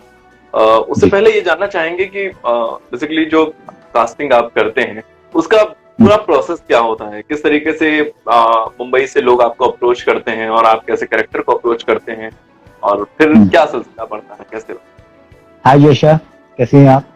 हाय फॉकलू, हाउ आर यू? तो एक्चुअली दो चीजें होती हैं, जैसे अभी सोशल मीडिया को लेकर बात करते हैं। अगर सोशल मीडिया को देखा जाए ना तो इसने बहुत कुछ दिया है, एक नई दुनिया दी है। हम घर पर बैठकर आज सब कुछ कर सकते हैं, हर एक चीज को जी सकते हैं, हर सबसे कनेक्ट हो सकते हैं। शायद इस कोरोना टाइम पर भी ये हम लाइव हैं, ऐसा सेशन कर रहे हैं, ये भी उसी का देन है। अब इसका हम यूज भी कर सकते हैं, मिस यूज भी कर सकते हैं। आजकल आप देख रहे हो बहुत सारा मिस यूज भी हो रहा है, बहुत सारे ऐसे कंट्रोवर्सीज हो रहे हैं ये वो। तो जब हम अच्छी चीजों को लेकर चलते हैं तो अच्छे ही रिजल्ट मिलता है जी। मैंने जब हम लोगों का एक ग्रुप होता है, जैसे कि कई ऐसे ग्रुप्स हैं हम लोगों के यहाँ पर कलाकारों का, थिएटर एसोसिएशन या दर्पण का एंड ऑल, इस तरह मुंबई में भी ग्रुप्स होता है लाइन प्रोड्यूसर्स का। अच्छा। तो जब हम किसी नए शहर में जाते हैं ना तो वहां से जुड़ी हुई जो फिल्म्स होती हैं हम उनको देखते हैं। अच्छा। उनका रिकॉर्ड्स निकालते हैं कि यार इस फिल्म में ये एक्टर्स थे, किसने कास्टिंग वहां पर की थी, लाइन प्रोड्यूसर कौन था, समझो डिक्की सर, अरुण सिंह डिक्की सर बहुत ही बेहतरीन लाइन प्रोड्यूसर्स में आते हैं। 80% फिल्म लखनऊ में करते हैं और जितनी बेहतरीन फिल्में उनकी होती है उतने ही बेहतरीन इंसान भी हैं वो। उन्होंने भी बड़ी ये कारगिल गर्ल जैसी फिल्म है, चीट इंडिया है, ये सब उन्होंने ही रिकमेंड किया। अच्छे कॉन्टेक्स्ट हैं, बहुत बड़ी बड़ी फिल्में भी हैं। मैं अभी आने वाले टाइम पर भूल भुलैया है, ये भी उन्होंने ही रिकमेंड किया। तो कहते हैं नहीं, काम बोलता है। तो ऊपर वाले ने, और मेरा काम इसलिए बोला क्योंकि मुझे ऊपर वाले ने लखनऊ में बहुत ही अच्छे एक्टर्स दिए, आज उनकी वजह से मेरा काम बोल रहा है। तो वहां पर रिकमेंडेशन चलता है कि यार लखनऊ में फिल्म कौन था वहां पर, किसने सपोर्ट किया। तो आप जब कुछ अच्छा करते हो ना तो आपका नंबर शेयर होता है ग्रुप्स में। तो इसी तरह से फिर नंबर शेयर होने लगा। जब पिक्चर्स देखो तो उसमें नीचे पूरा IMDb पर या पिक्चर जब फिल्म होती है तो पूरी क्रेडिट लिस्ट आती है, तो उसमें नजर आता है कि किसने क्या किया। इसी तरह वाया वाया वाया वाया फिर आपके पास कॉल आना शुरू हो जाता है धीरे धीरे। मेरे पास भी वाया वाया आया, रिकमेंडेशंस आए, बड़ा डायरेक्टर ने कि यार ये फिल्म क्या था, इतना आर्टिस्ट था। कारगिल गर्ल के बाद इत्तेफाक से मुझे 3 बड़ी फिल्में मिली हैं। अच्छा, ऊपर वाले का शुक्र है। और आने वाले टाइम पर आप देखेंगे बाटला हाउस के बाद भी एक तरह से टाई अप ही हो गया है। बाटला हाउस के बाद इनकी जितनी भी, निखिल अडवाणी बड़ा नाम है और बहुत ही बेहतरीन आदमी है। कविश भाई मुझे मिले, लखनऊ के ही है, बहुत ही अच्छे कास्टिंग डायरेक्टर हैं। कविश भाई के थ्रू मैंने अभी इंदु की जवानी की, अभी OTP पे रिलीज होने वाली है इधर कियारा अडवाणी के साथ। तो आप जुड़ते जाते हो, जब आपके रिलेशंस अच्छे होते हैं, काम अच्छे होते हैं ना, तो एक बाउंडिंग आपकी बनती जाती है। पर वो बाउंडिंग के साथ एक चैलेंजिंग भी होता है, चैलेंज, क्योंकि आपको आप नहीं जुड़ते हैं, उनकी उम्मीदें जुड़ती हैं, क्योंकि वो आपके काम को देख चुके हैं। और जब वो आपके काम को देखते हैं ना तो उनकी एक्सपेक्टेशन उससे थोड़ी सी हाई होती है, या तो उससे एक लेवल ऊपर होते हैं या उससे नीचे होंगे, वो डरे हुए होते हैं। कारगिल गर्ल के टाइम पे जब मैं बैठा था ना तो और भी लोग हैं, ऐसा नहीं है लखनऊ में, तो उन्होंने डिकी सर ने रिकमेंड किया कि सैफ है, सैफ से आप करा सकते हैं, क्योंकि करण जौहर सर का क्या है, धर्मा का बहुत ही चूजी है, बहुत ही ज्यादा चूजी है, पर्टिकुलर एक कैरेक्टर को लेके।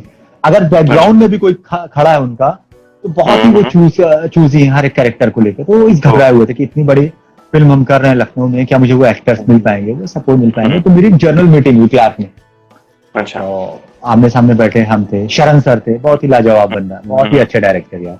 तो चाहूंगा कि उनके साथ दूसरी भी बहुत बड़ी और मूवी कर रहे हैं।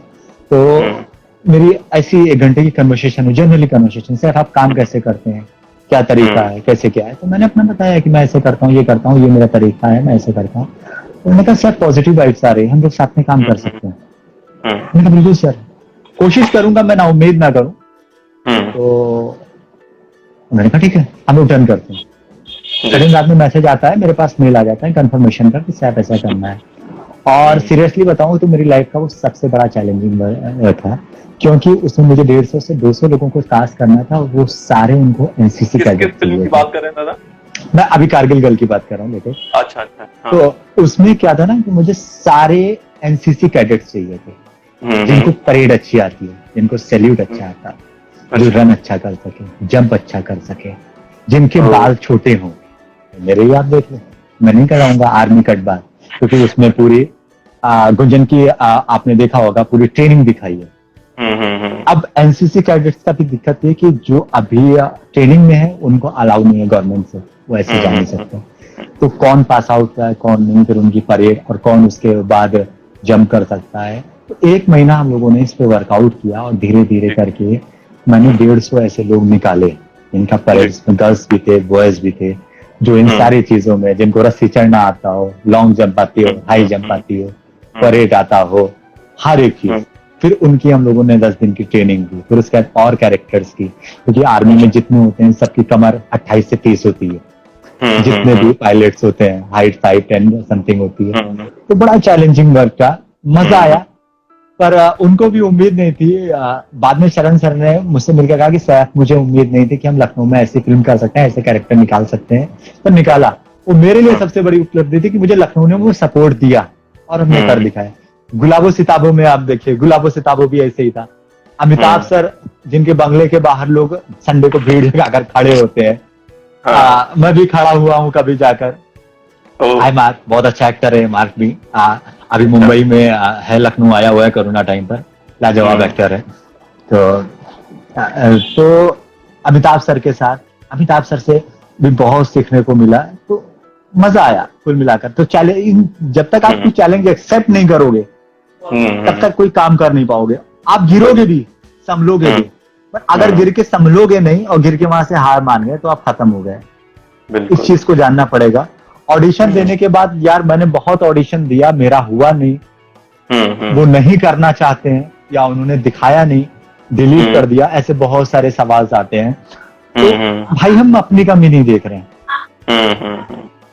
इन कमियों को समझना बहुत जरूरी है हमारे लिए।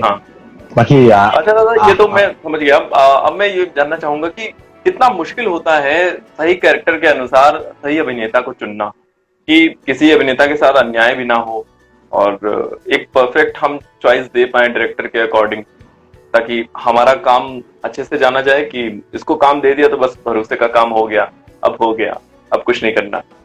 तो ये कितना मुश्किल होता है?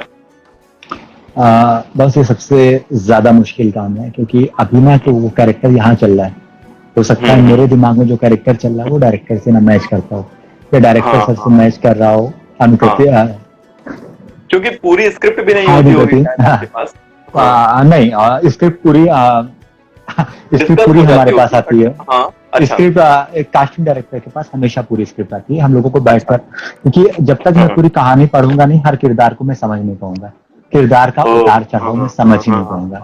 तो स्क्रिप्ट हमारे पास, हाँ, तो हर एक कैरेक्टर को हम लोग बैठकर पढ़ते हैं, कैरेक्टर के अपना एक अपनी तरह से उसका डिस्क्रिप्शन निकालते हैं। ये कैरेक्टर है, अच्छा अहमद है तो ऐसा है, अच्छा उसकी लाइफ में ये चीजें घटी हैं, या पहले ऐसा था। तो हमेशा स्क्रिप्ट हम लोगों के पास 15 दिन 20 दिन पहले या महीने भर पहले आ जाती है फिल्म की स्क्रिप्ट शेयर। तो अब रही किरदार को ढूंढना, अभी के ऑडिशंस में और पहले के ऑडिशंस में बहुत फर्क है। पहले क्या होता था, हम रीटेक देते, मैंने भी ऑडिशन दिया है कि हाय मेरा नाम सैफ है, मैं लखनऊ का रहने वाला हूँ और ये रही मेरी प्रोफाइल, मैंने ये किया है और मेरा डायलॉग रहा। राजकुमार यार मैं बड़ा परेशान हूँ, सॉरी सर। अब जहां वो सॉरी सर हुआ, रीटेक नहीं, कट, नो थैंक्स। पहले जो होता था ये होता था। अभी के ऑडिशन में फर्क ये पड़ा है ना, अब हम लोग अगर लगता है कि कैरेक्टर मैच कर रहा है, हम लोग 10 बार 12 बार 15 बार उस पर वर्कआउट करते हैं। अच्छा, सिंपल सी बात है यार। हम एक नई चेयर पर ही बैठते हैं ना, तो 10 मिनट लगता है उसको समझने में, एडजस्ट करने में। एक नया कपड़ा ही पहनते हैं ना, तो 10 मिनट लग जाता है एक कंफर्ट जोन में आने पर। तो एक लाइन मैंने बंदे को दी है और हम कैसे एक्सपेक्ट कर सकते हैं कि 4 मिनट में, 10 मिनट में, 1 घंटे में वो बंदा वो लाइन मेरे हिसाब से बोल के चला जाएगा, मेरी ब्रीफ के हिसाब से बोल रहा है। वो मेरी कमी है। तो अभी ये बहुत सारे चेंजेस आए हैं और ये चेंजेस की शुरुआत भी कहीं ना कहीं कास्टिंग से ही शुरू हुई है। क्योंकि पहले क्या हुआ था ना कि ये अलग वो चल जाता था, पर हम लोगों ने ये जो निकाला है ना कि एक कैरेक्टर पर्टिकुलर मेहनत करना। पहले ये होता था ना कि 200 की भीड़ आई है, फटाफट करो, निकाल दो। अभी 200 की जगह पर हम लोगों ने ओपन ऑडिशन बंद कर दिया। मैंने तो टोकन सिस्टम शुरू कर दिया कि डे फर्स्ट में 20 टोकन दूंगा अगर मैं ओपन कर रहा हूँ। ये 20 है ताकि मैं वर्कआउट तो कर सकूं पर्टिकुलर कैरेक्टर के साथ। बिल्कुल, एक बार, 2 बार, 3 बार, एटलीस्ट मुझे तो समझ में आए। अगर मुझे समझ में आ रहा है कि करीब करीब है, तो 500 में से ऐसे हम लोग 5 कैरेक्टर निकालते हैं। 500 में से हम लोग 5 कैरेक्टर निकालते हैं जो करीब करीब होते हैं, जो मेरे हिसाब से परफेक्ट है। फिर वो स्लॉट आगे जाता है डायरेक्टर के पास, राइटर के पास, एसोसिएट के पास। वो बैठकर उसके वर्कआउट करते हैं कि इस 5 में हम रैंकिंग क्या देते हैं। सबसे पहला ये, दूसरा ऑप्शन ये, तीसरा ये, चौथा ये, पांचवा ये। अभी इस 5 को देने के बाद एक कास्टिंग डायरेक्टर का रोल खत्म हो जाता है यहाँ से। अच्छा, यहाँ से हमारा रोल खत्म है। मैंने क्रीम निकाल के उसमें से दे दिया, दही मैंने मत लिया है, जो मक्खन आया वो क्रीम मैंने निकाल के दिया। अब उसमें से डायरेक्टर और एग्जीक्यूटिव प्रोड्यूसर वो बैठकर ये फैसला करते हैं कि ये है, हो सकता है बजट का इनका इश्यूज हो सकता है डेट्स का इनका इश्यूज बिल्कुल, हो सकता है वो नाइट में कंफर्ट जोन ना फील करते हैं, वो इश्यू हो, या कुछ और ऐसे सीक्वेंस हो जिसकी वजह से फिल्म में आगे चल के कुछ ऐसे इंटीमेट्स हो या कुछ और चीज हो जिसपे कंफर्ट ना हो। तो पहला ऑप्शन हटा, दूसरा ऑप्शन आ गया, दूसरे के साथ कोई दिक्कत होती है तो तीसरा ऑप्शन, ऑलमोस्ट 3 ऑप्शन में हल निकल ही आता है कुछ ना कुछ। Love you too brother. तो चलिए हमें लगता है 1 घंटा होने को है और जल्दी जल्दी हम अपने क्वेश्चन पूरे कर लें, है ना। बिल्कुल, बहुत छोटी छोटी बाइट्स हम चाहेंगे आपसे इस पे, तो इसे आप इसे तो कंप्लीट कर दीजिए। तो इसलिए ये कंप्लीट करना जरूरी है क्योंकि बहुत सारे भाइयों को ये लगता है कि ये कास्टिंग डायरेक्टर हमारी चीजें वहां तक नहीं पहुंचाता है।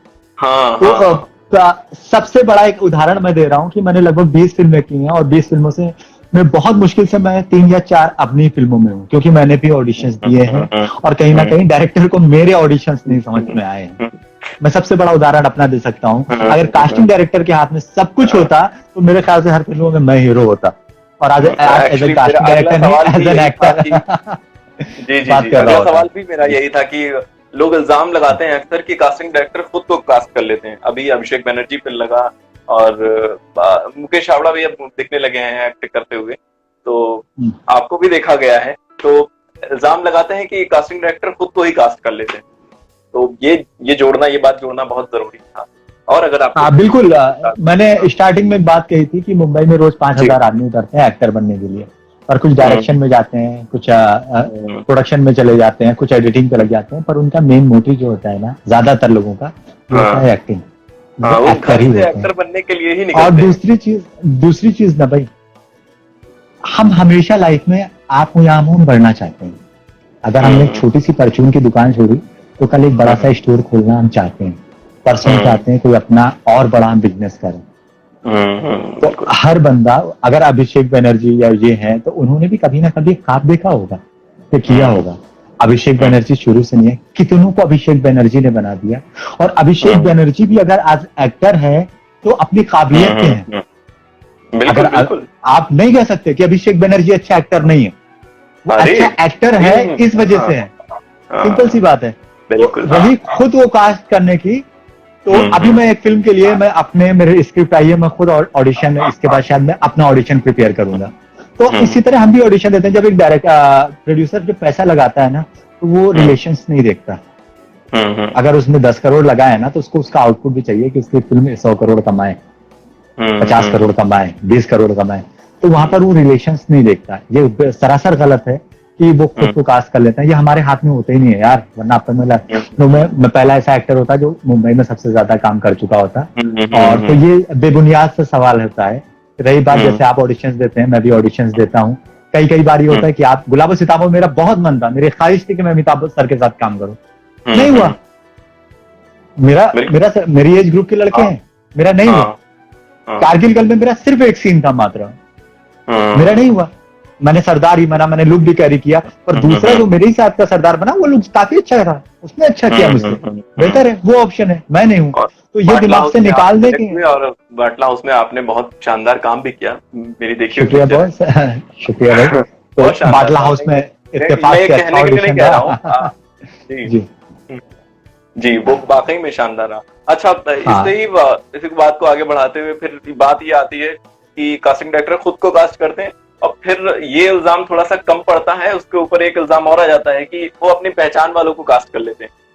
हालांकि आपने जो पिछला जवाब दिया उसमें ये बात सिद्ध हो गई है कि अगर पहचान वालों को कास्ट करते तो हम सैफ भाई के घर वालों को देख रहे होते किसी न किसी फिल्म में। सब सैफ भाई के घर वाले इधर उधर लगे होते, कोई फला फिल्म में है, कोई फला फिल्म में। हाँ, तो सर ये बेबुनियाद था, एक ब्लेम करते हैं लोग। इसके बाद मैं ये जानना चाहूंगा, हाँ अनुकृति हर बार हमारे साथ जुड़ती हैं, उनका बहुत कृति हैं बहुत पसंद कर रही हैं। हाँ, तो इसके बाद दादा हम ये जानना चाहेंगे कि कभी कभी ऐसा होता है कि कुछ बहुत पावरफुल लोगों का फोन आता होगा शायद आपके पास कि अच्छा भैया लखनऊ में शूटिंग करा रहे हो, हम यहाँ से बोल रहे हैं फला फला, ये हमारा ये है, ऐसा वैसा रुतबा है, पोस्ट है, ये बताते होंगे, और फिर हमारे लड़के को ले लो, हमारे भतीजे को ले लो, ऐसा होता होगा। और कभी कभी हमें लगता है कि भैया फंसा रहे हो, अगर उसमें से कोई ऑनलाइन हुआ ना तो गोलियां चल जाएंगी। नहीं चलने दीजिए, कम से कम उनको ये तो मालूम होगा कि ये क्रिएटिव फील्ड है, इसमें पहचान और ये सारी चीजें काम नहीं करती, यहाँ पर आपकी प्रतिभा ही काम करेगी। अभी मैं जब गुलाबो सिताबो कर रहा था तो एक बहुत ही बाहुबली रह चुके हैं, मैं नाम नहीं लूंगा, काफी टाइम वो जेल में भी रहकर आए हैं। और उनका मेरे पास कॉल आया डायरेक्ट, तो 10 मिनट तो मैं सोचता रह गया, बताऊंगा कभी आपको तो मैं क्या बोलूं। फिर उन्होंने मुझसे बोला कि मेरा भतीजा है और ये फिल्म करना चाहता है, इसे ले लो। तो मैंने कहा सर मैंने कोर्स किया है, इस वजह से मैं फिल्म में हूँ, अब मैं नहीं लेता हूँ सर, डायरेक्टर लेते हैं। तो उन्होंने कहा कुछ भी हो, कहीं खड़ा कर दो, इसको करवा दो तुम, और अगर तुमको कोई रोक रहा है तो मुझे बताओ, कोई दिक्कत हो तो डायरेक्टर। और वो बंदा था भी, वो कर भी सकते थे। अच्छा, मैंने कहा नहीं सर मुझे कोई दिक्कत नहीं है, और रही बात उनकी तो आप उनको भेजो, मैं एक ऑडिशन करूंगा, लेकिन सर हमारे हाथ में कुछ नहीं होता है, अगर इस लायक होंगे, आप जानते हो कि इतने बड़े महामहिम है, तो ही मैं कर सकता हूँ, वरना मैं नहीं कर सकता हूँ। पर हाँ जरूर मैं इतना आपके लिए कर सकता हूँ कि मैं उनका ऑडिशन लूंगा और उनकी जगह पे जो सेलेक्ट हो रहा है मैं उसका भी ऑडिशन आपको भेज दूंगा, आप कह देंगे जिसका अच्छा है मैं उसको ले लूंगा। मैंने वो किया, तो उन्होंने कहा नहीं आप सही हो। तो कई बार ऐसा होता है, और जब बहुत सारा ऐसा होता है तो मैं रिक्वेस्ट करता हूँ कि भाई और शूट देख लो, मैं शूटिंग दिखा सकता हूँ। तो अब जब एक्टर होगा तो समझेगा, जो नॉन एक्टर होगा ना तो जो शूटिंग और उसका माहौल देख के वो जान जाता है कि नहीं मुझे अभी थोड़ा सा मेहनत करना चाहिए, और वो मान जाता है। एक अच्छाई ये भी होती है ना कि कहीं ना कहीं वो एक्सेप्ट कर लेते हैं जब शूटिंग पर आते हैं कि नहीं यार सीरियसली बंदा कह रहा है, ऐसे नहीं होता है कि यार मैं गुंडे जैसा लग रहा हूँ तो मैं गुंडा, मैं गोली चला दूंगा, मैं मार दूंगा, ये चीज बहुत आती है। तो अच्छा, मैं पहले सवाल पे अभी भी आपके रुका हुआ हूँ, जो ये क्लियर करना सेशन सच्ची में हो रहा है कि जो लोगों ने कहा कि अपने जान पहचान वालों को लेते हैं, जान पहचान वालों को लेने का रिकमेंडेशन इसीलिए होता है ना, क्लास में सबसे ज्यादा मैम सवाल उसी बच्चे से पूछती हैं जो क्लास का मॉनिटर होता है, जो पढ़ने में बहुत अच्छा होता है। एग्जैक्टली। जो हमेशा पीछे छुप कर बैठता है ना, आप उसे कभी नहीं करोगे। अगर आपकी क्लास में कोई विजिट करने आया प्रिंसिपल ना, तो कहेंगे आयुष आदित्य खड़े हुए सवाल का जवाब बताओ, क्योंकि कॉन्फिडेंट होते हैं। तो हम लोग भी चांस सबको देते हैं, बट हमको पता है कि इस कैरेक्टर में ये बंदा सुटेबल है, तो हम सजेशन जरूर देते हैं। अगर मुझे अपने आप ही हम लोगों को कास्ट करना हो तो मेरे पास सारे स्लॉट्स पड़े हैं, हम ऑडिशन ही ना करें। ये इसका जवाब है। दूसरा इल्जाम मैं हाँ ये इसमें जोड़ना चाहूंगा कि क्या सीनियर एक्टर्स को कास्ट करने का प्रेशर होता है किसी तरीके का, या वो ये बात समझ जाते हैं कि शायद मैं फिट नहीं हो रहा हूँ इसलिए मैं कास्ट? अभी फिलहाल लखनऊ में सीनियर्स के साथ दिक्कत नहीं है। अच्छा, वो बहुत अच्छे हैं, बहुत ही कोऑपरेटिव हैं। एटलीस्ट ऑडिशंस के बाद वो फोन करके पूछते तक नहीं है, और हालांकि पूछना भी नहीं चाहिए। हम ऑडिशंस देके आए, सिंपल सी बात है, आपको प्रोडक्शन हाउस से कॉल आ जाएगा कि आप सेलेक्टेड हैं या शॉर्ट लिस्टेड है। यहाँ पर ऑडिशन देने के बाद आदमी दूसरे तीसरे दिन पूछता है कि भाई मेरा क्या हुआ, मैं सेलेक्ट हुआ या नहीं हुआ। तो सीनियर्स के साथ दिक्कत नहीं आई है, मिडिल एज ग्रुप के साथ हमेशा दिक्कत आई है। मैंने अक्सर फेसबुक पर पोस्ट पड़े हुए हैं, और यही कि अपने जानने वालों को ले लेते हैं और मुझे नहीं लेते हैं, बहुत एक तरफा हो रहा है। मैं समझ ही नहीं पाता हूँ यार, हर एक चीज का एक कैरेक्टर होता है, मैं समझ ही नहीं पाता हूँ। आप खुद अपने आप को क्यों नहीं जज करते? आप इस बात को सब एक्सेप्ट करना तो शुरू करिए, आप कमियां दूर करके आइए। अभी तक आप मुंबई कभी जाओ ना, तो वहाँ ऑडिशन टाइम पे ना लोग बैग में 3 जोड़े कपड़े लेकर निकलते हैं। अच्छा। मुझे पहन के क्या जाना चाहिए, वो पहले से ब्रीफ मांगते हैं कि आप मुझे बुला रहे हैं, आप रिपोर्टर के लिए बुला रहे हैं कि आप मुझे एटीएस ऑफिसर के लिए बुला रहे हैं, कि मुझे आप पान वाले के लिए बुला रहे हैं। वो पहले से वो प्रिपेयर करके आते हैं। जहां पर अभी सबसे बड़ी कमी वो प्रिपेयर हो गए, नहीं टी शर्ट पहन लिया, जीन्स पहन लिया, कटी फटी चले आए, अब पता चला वो कटी फटी जीन्स वो पहन के आए तो वो कैरेक्टर का वो जब भी वो लेंगे ना वो नहीं निकल के आएगा। आप जाने से पहले ऑडिशंस में आप कॉल करिए, आप अपना कैरेक्टर ब्रीफ मांगिए उनसे, आप पूछिए कि ड्रेस कोड क्या है, तो आपको ये आसानी होगी। मैं इसलिए लाइक बोल रहा हूँ क्योंकि दिक्कतें आती हैं। आप पूरा टाइम लीजिए, आप पूरा दिन बिता दीजिए, आप अपने बाद 10 बार अपना वीडियो खुद आप बाहर खड़े होकर बनाकर देखिए, आप कितने चेंजेस ला सकते हैं, कितना मूड ले सकते हैं, कितना जी सकते हैं। आप जो कि आप 100% सेलेक्ट हो गए अगर कैरेक्टर के अकॉर्डिंग हो तो। जरूरी नहीं कि हर 5 फुट 10 इंच का आदमी इंस्पेक्टर ही बन जाए, जरूरी नहीं कि सब हीरो ही बन जाए। बिल्कुल बिल्कुल। तो उसमें बहुत सारे नेगेटिव कैरेक्टर है, इंस्पेक्टर का पॉजिटिव है, बहुत चीजें डिपेंड करती है। अच्छा दूसरी चीज ना होता क्या ना, मान लीजिए कि एक पिक्चर में वो इंस्पेक्टर बन गया बंदा, मान लीजिए दूसरे पिक्चर में मैंने इंस्पेक्टर के लिए किया उसको और वो इंस्पेक्टर नहीं बना, डायरेक्टर को नहीं समझ में आया। हर थाने में आपको सेम हाइट का इंस्पेक्टर मिल सकता है, सेम लुक का नहीं मिल सकता है, सेम बॉडी लैंग्वेज का नहीं मिल सकता है, सेम लैंग्वेज का नहीं मिल सकता है। उसकी बॉडी लैंग्वेज भी ट्रेन होगी, हो सकता है वो मसाला खाता हो सकता है वो यूं देखता हो सकता है वो गाली देकर बात करता हो सकता है अलग बात करता हो। तो सबके अलग अलग फ्लेवर्स हैं। बिल्कुल। तो जरूरी नहीं कि आप उसमें अगर आपका कद काठी सेम है तो आप फिट हो। हमें बस यही समझना है। मोहम्मद सैफ एज के बहुत लोग घूम रहे हैं और बहुत सारे अच्छे काम भी कर रहे हैं। मोहम्मद सैफ घर में क्यों है? हम भी तो उसी एज के हैं। ये समझना बहुत जरूरी है। अगर ये हम नहीं समझेंगे तो हम कभी नहीं पढ़ पाएंगे। अच्छा दादा, अब हम ये जानना चाहेंगे कि अगर आप कुछ लखनऊ के कुछ एक्टर्स का उदाहरण देकर बताएं कि हम लोगों को अपने ऊपर इस तरीके का काम करके ऑडिशन देने जाना चाहिए या उस तरीके की अप्रोच रखनी चाहिए या इस तरीके की पर्टिकुलर एक्टिंग पर मेहनत करनी चाहिए या इनको देखना चाहिए, तो उस पर अगर आप कुछ बताना चाहें। बिल्कुल। मैं जिया भाई को बहुत पसंद करता हूँ, जिया अहमद खान। जी जी, बहुत ही लाजवाब एक्टर हैं, रियलिस्टिक हैं। अभी आपने उनका बल्कि गुलाबो सिताबों में तो बड़ा फेमस उनका वो डायलॉग हो गया, कई मीम्स उसके बने कि क्या बाद में क्या था, देख कर बताएंगे, ऐसे कुछ करके था। देखी नहीं अभी। हाँ, नवल किशोर सर हो गए, बहुत लाजवाब एक्टर हो गए। नवल शुक्ला दादा। तो ये सब हैं और क्या बहुत सारे ऐसे नाम हैं। रस्तोगी सर हो गए, हर फिल्म में हम उनको देख सकते हैं। संदीप भाई हो गए, संदीप दादा, लाजवाब बेहतरीन। उनका तो मतलब उनका अप्रोच, हमें कैरेक्टर का अप्रोच बहुत शानदार लगता है। बहुत सारी फिल्मों में, इधर हाल ही की बहुत सारी फिल्मों में, आश्रम में भी उनका पूरा लगातार वो दिख रहे हैं पूरी स्क्रीन पर। बादला हाउस में बहुत छोटे से कैरेक्टर के लिए मैंने उनको सेलेक्ट किया था, बट बाद में जब उन्होंने शुरू किया ना तो निखिल सर ने डे वन ही उनके डायलॉग्स बढ़ा दिए थे।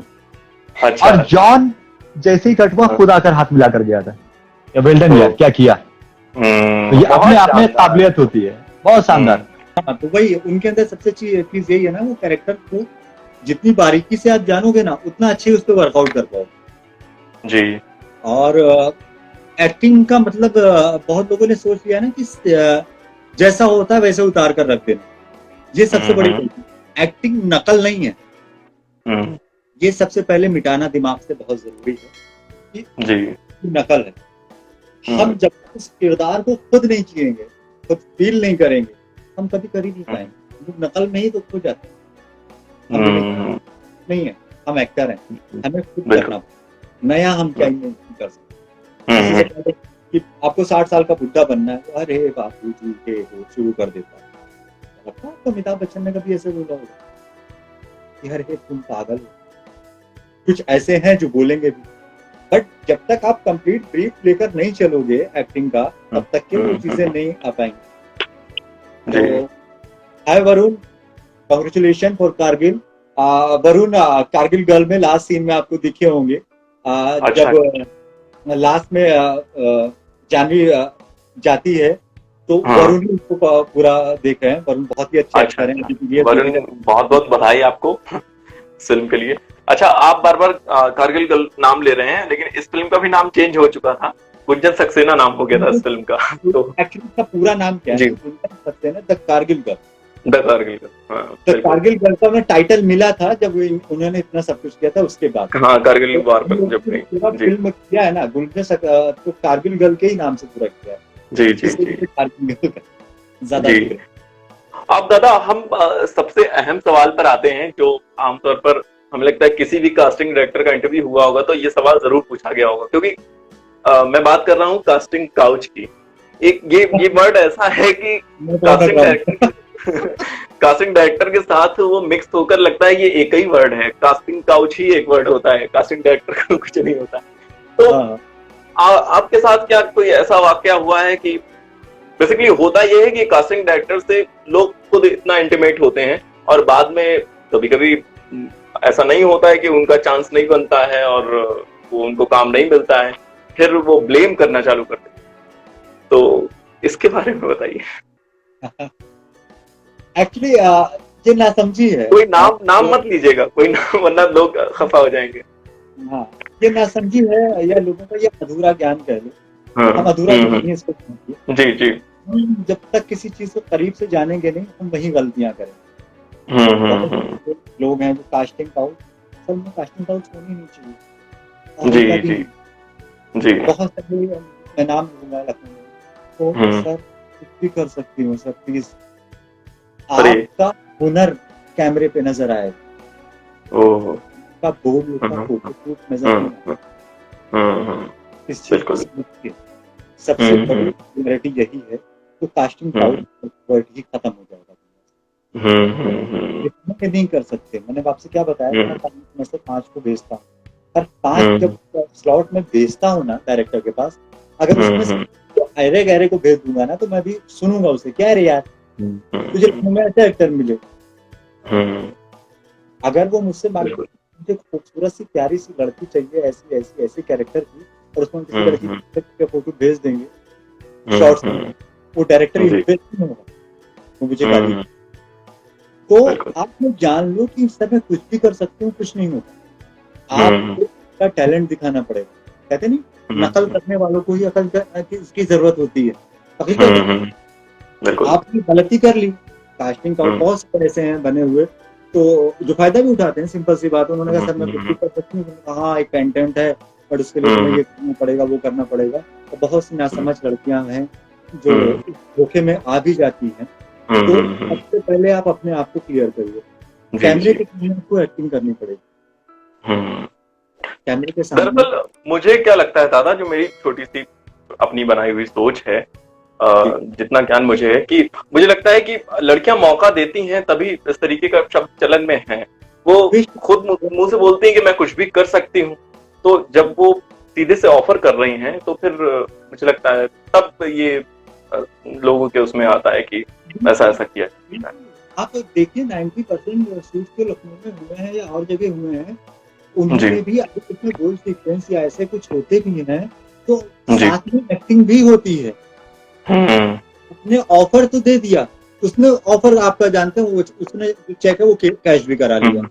उसके बाद क्या हुआ, आप जब सेट पे आए उसने कहा एक्शन, आपको वहाँ एक्टिंग करनी है, आप नहीं कर पाओगे।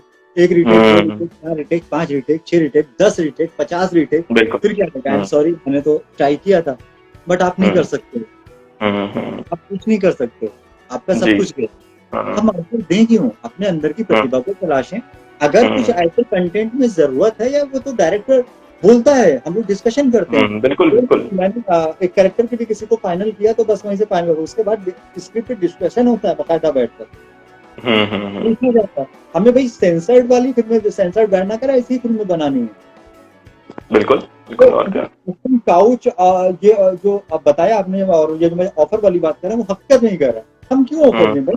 अगर ऐसा कुछ जरूरत होगा तो वो खुद मुझसे पूछेगा। मैंने इतनी सारी फिल्में की, मुझे आज तक की जरूरत नहीं पड़ी।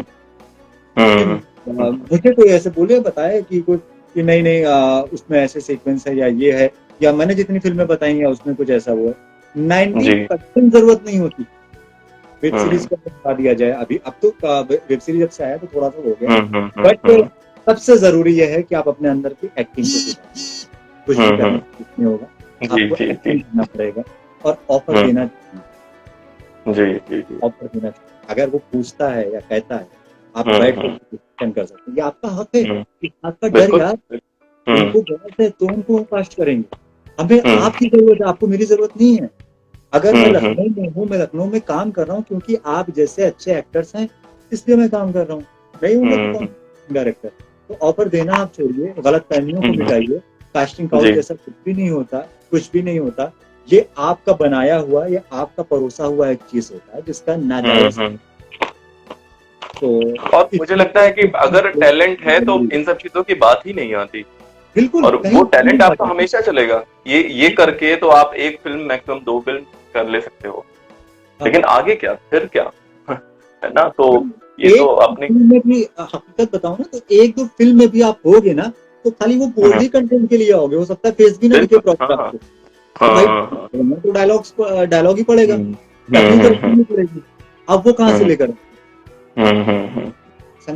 तो ये समझना जरूरी है, अभी हम यहाँ पे कमजोर हैं, लोग समझा देते हैं, समझ जाते हैं, इसीलिए समझना जरूरी है। तब तक हम किसी चीज की गहराई जानेंगे नहीं, समझना नहीं तो कैसे गहराई पता चलेगा।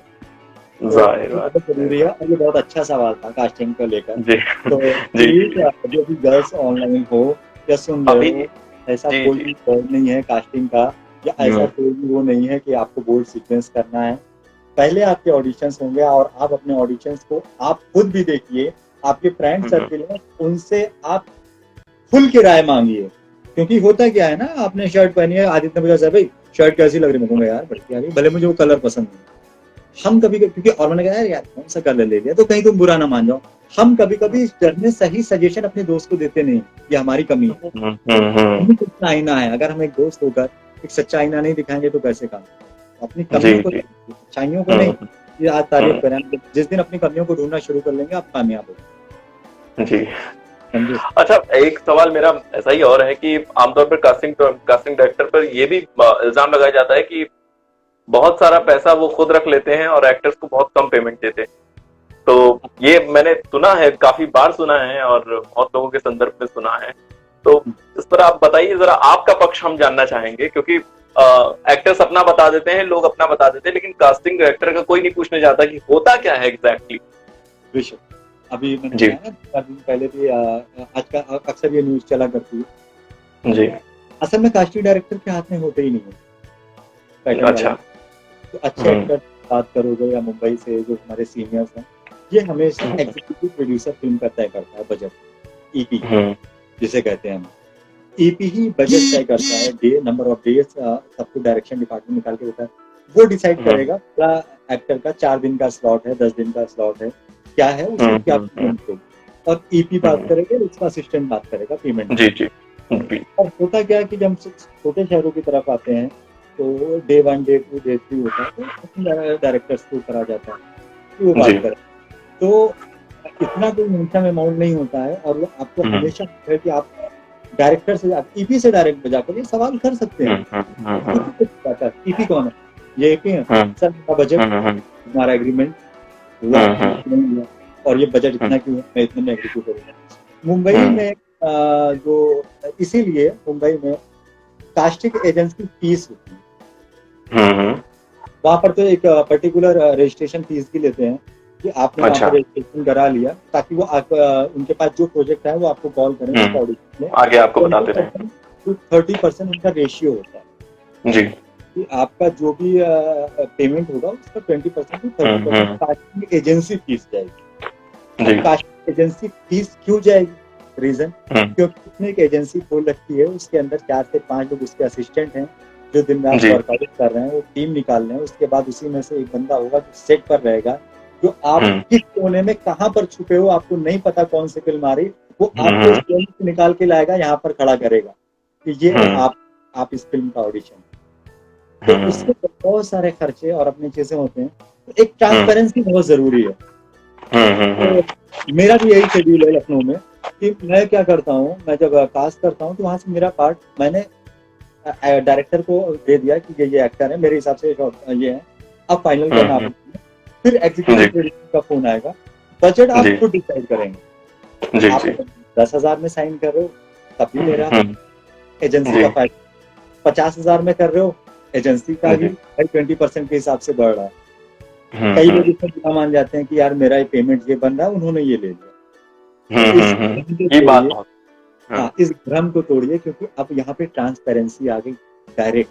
आपकी नॉलेज में सारी चीजें कि 20% सिर्फ एजेंसी चार्जेस देना है, बाकी आपने जो भी किया, आप 1000 रुपए में कर रहे हो तो भी वो आपकी अपनी सहमति है, आप 1 लाख में कर रहे हो वो भी आपकी सहमति है। पैटर्न को अपनाइए, कोई भी हो, कोई भी पास कर रहा है तो डायरेक्टली कहिए बजट क्या है, वो मैं डायरेक्ट बात करूंगा ईपी से, और ये परसेंटेज एजेंसी फीस जो है, एजेंसी फीस में एजेंसी को मेरी ऑलमोस्ट में ही होता है कि एजेंसी फीस ही मैं मेरी एजेंसी परफेक्ट अरेंज। तो अभी ये एजेंसी फीस वाला मसला यहाँ पर भी, लखनऊ पर भी लागू हो गया है? मैंने लागू किया फिलहाल। अच्छा अच्छा, चलिए ठीक है। क्योंकि जब एक ट्रांसपेरेंसी रहती है ना, क्यों नहीं? हाँ बिल्कुल बिल्कुल। हाँ के बीच में और एक कास्टिंग डायरेक्टर के बीच में ट्यूनिंग बन जाती है, जितना ज्यादा उतना ज्यादा अच्छा, तो रिलेशन खराब नहीं होते, इसलिए ये मैंने चलाया है और धीरे धीरे अब मेरे ख्याल से चलना भी चाहिए। और शायद ये मुंबई के ही, मेरे ही मुंबई के कुछ फ्रेंड्स हैं जो अपने कास्टिंग डायरेक्टर्स, उन्होंने सजेस्ट किया कि सर कैसे करो ना, बात तो वही हो, ज्यादा अच्छा, तो ये मैंने चलाया। तो ये अच्छी चीज है, एक्सेप्ट करना चाहिए लोगों को। और अगर मुंबई में कुछ लोग हैं जान पहचान है, तो एक बार उनको वो ज्यादा अच्छा सजेस्ट करेंगे कि ये क्यों है और कैसे है। चलिए दादा, आप लगभग मेरे सभी सवाल तो पूरे हुए, और आपके पक्ष से मुझे एक जो पहलू बड़ा दर्दनाक लगता है वो ये कि कास्टिंग डायरेक्टर को लोग पता नहीं किस किस तरीके से परेशान करते हैं, कहीं पर मैसेज करते हैं, कहीं पर पोस्ट डाल देते हैं कि मुझे ले लीजिए, कहीं फोन कर रहे हैं, फैमिली वाले फोन कर रहे हैं कि मैं भी एक्टर बनूंगा। तो अगर आप कुछ बताना चाहें कि भाई ये सब मत किया करो, उसका एक फॉर्मल प्रोसीजर है पहुंचने का, मुझसे कांटेक्ट करने का, या कोई मेल हो, मेल आईडी हो या ऐसा कुछ हो, है ना, जो अतरंगी चीजें लोग करते हैं वो ना करें, जिनसे वास्तव में किसी को भी दिक्कत हो सकती है कि नंबर ले लिया, कहीं से भी फोन कर रहे हैं कि मुझे एक्टिंग करवा दीजिए, मुझे ये करवा दीजिए। तो आप बताइए भाई, ये हाथ जोड़ के मैं सबसे कह रहा हूँ और ये सीरियसली यार ये पॉइंट छूट जाता, मैं हाथ जोड़ के सबसे कह रहा हूँ। मेरा नंबर है 8090682446। फिर से मैं रिपीट कर रहा हूँ, 8090682446। ये मेरा नंबर है। इंस्टा पे आप इस वक्त नहीं है, फेसबुक पर भी आप मुझे सैफ कास्टिंग के नाम से सर्च कर सकते हैं। आप मुझे अपनी प्रोफाइल सेंड करें सिंपली, उसके बाद मेरी गरज होगी मैं आपको ढूंढ के निकालूंगा। मैं जब कास्टिंग का टाइम होता है ना, मैं पुराने डेटा लेके बैठता हूँ, मैं स्क्रॉल डाउन करता रहता हूँ, कहता रहता हूँ, क्योंकि अभी जो एक मैं फिल्म कर रहा हूँ, मैं अभी नाम नहीं ले सकता, बहुत बड़ी फिल्म है अभी लखनऊ की, तो वहां से क्या है ना, मैं उनके साथ ऑलरेडी प्रोजेक्ट कर चुका हूँ कई। उन्होंने कहा सर मुझे पुरानी वाली टीम नहीं चाहिए, तो हमेशा हम ढूंढने की कोशिश करते हैं। हम रोज बिरयानी नहीं खा सकते यार। बिल्कुल बिल्कुल बिल्कुल।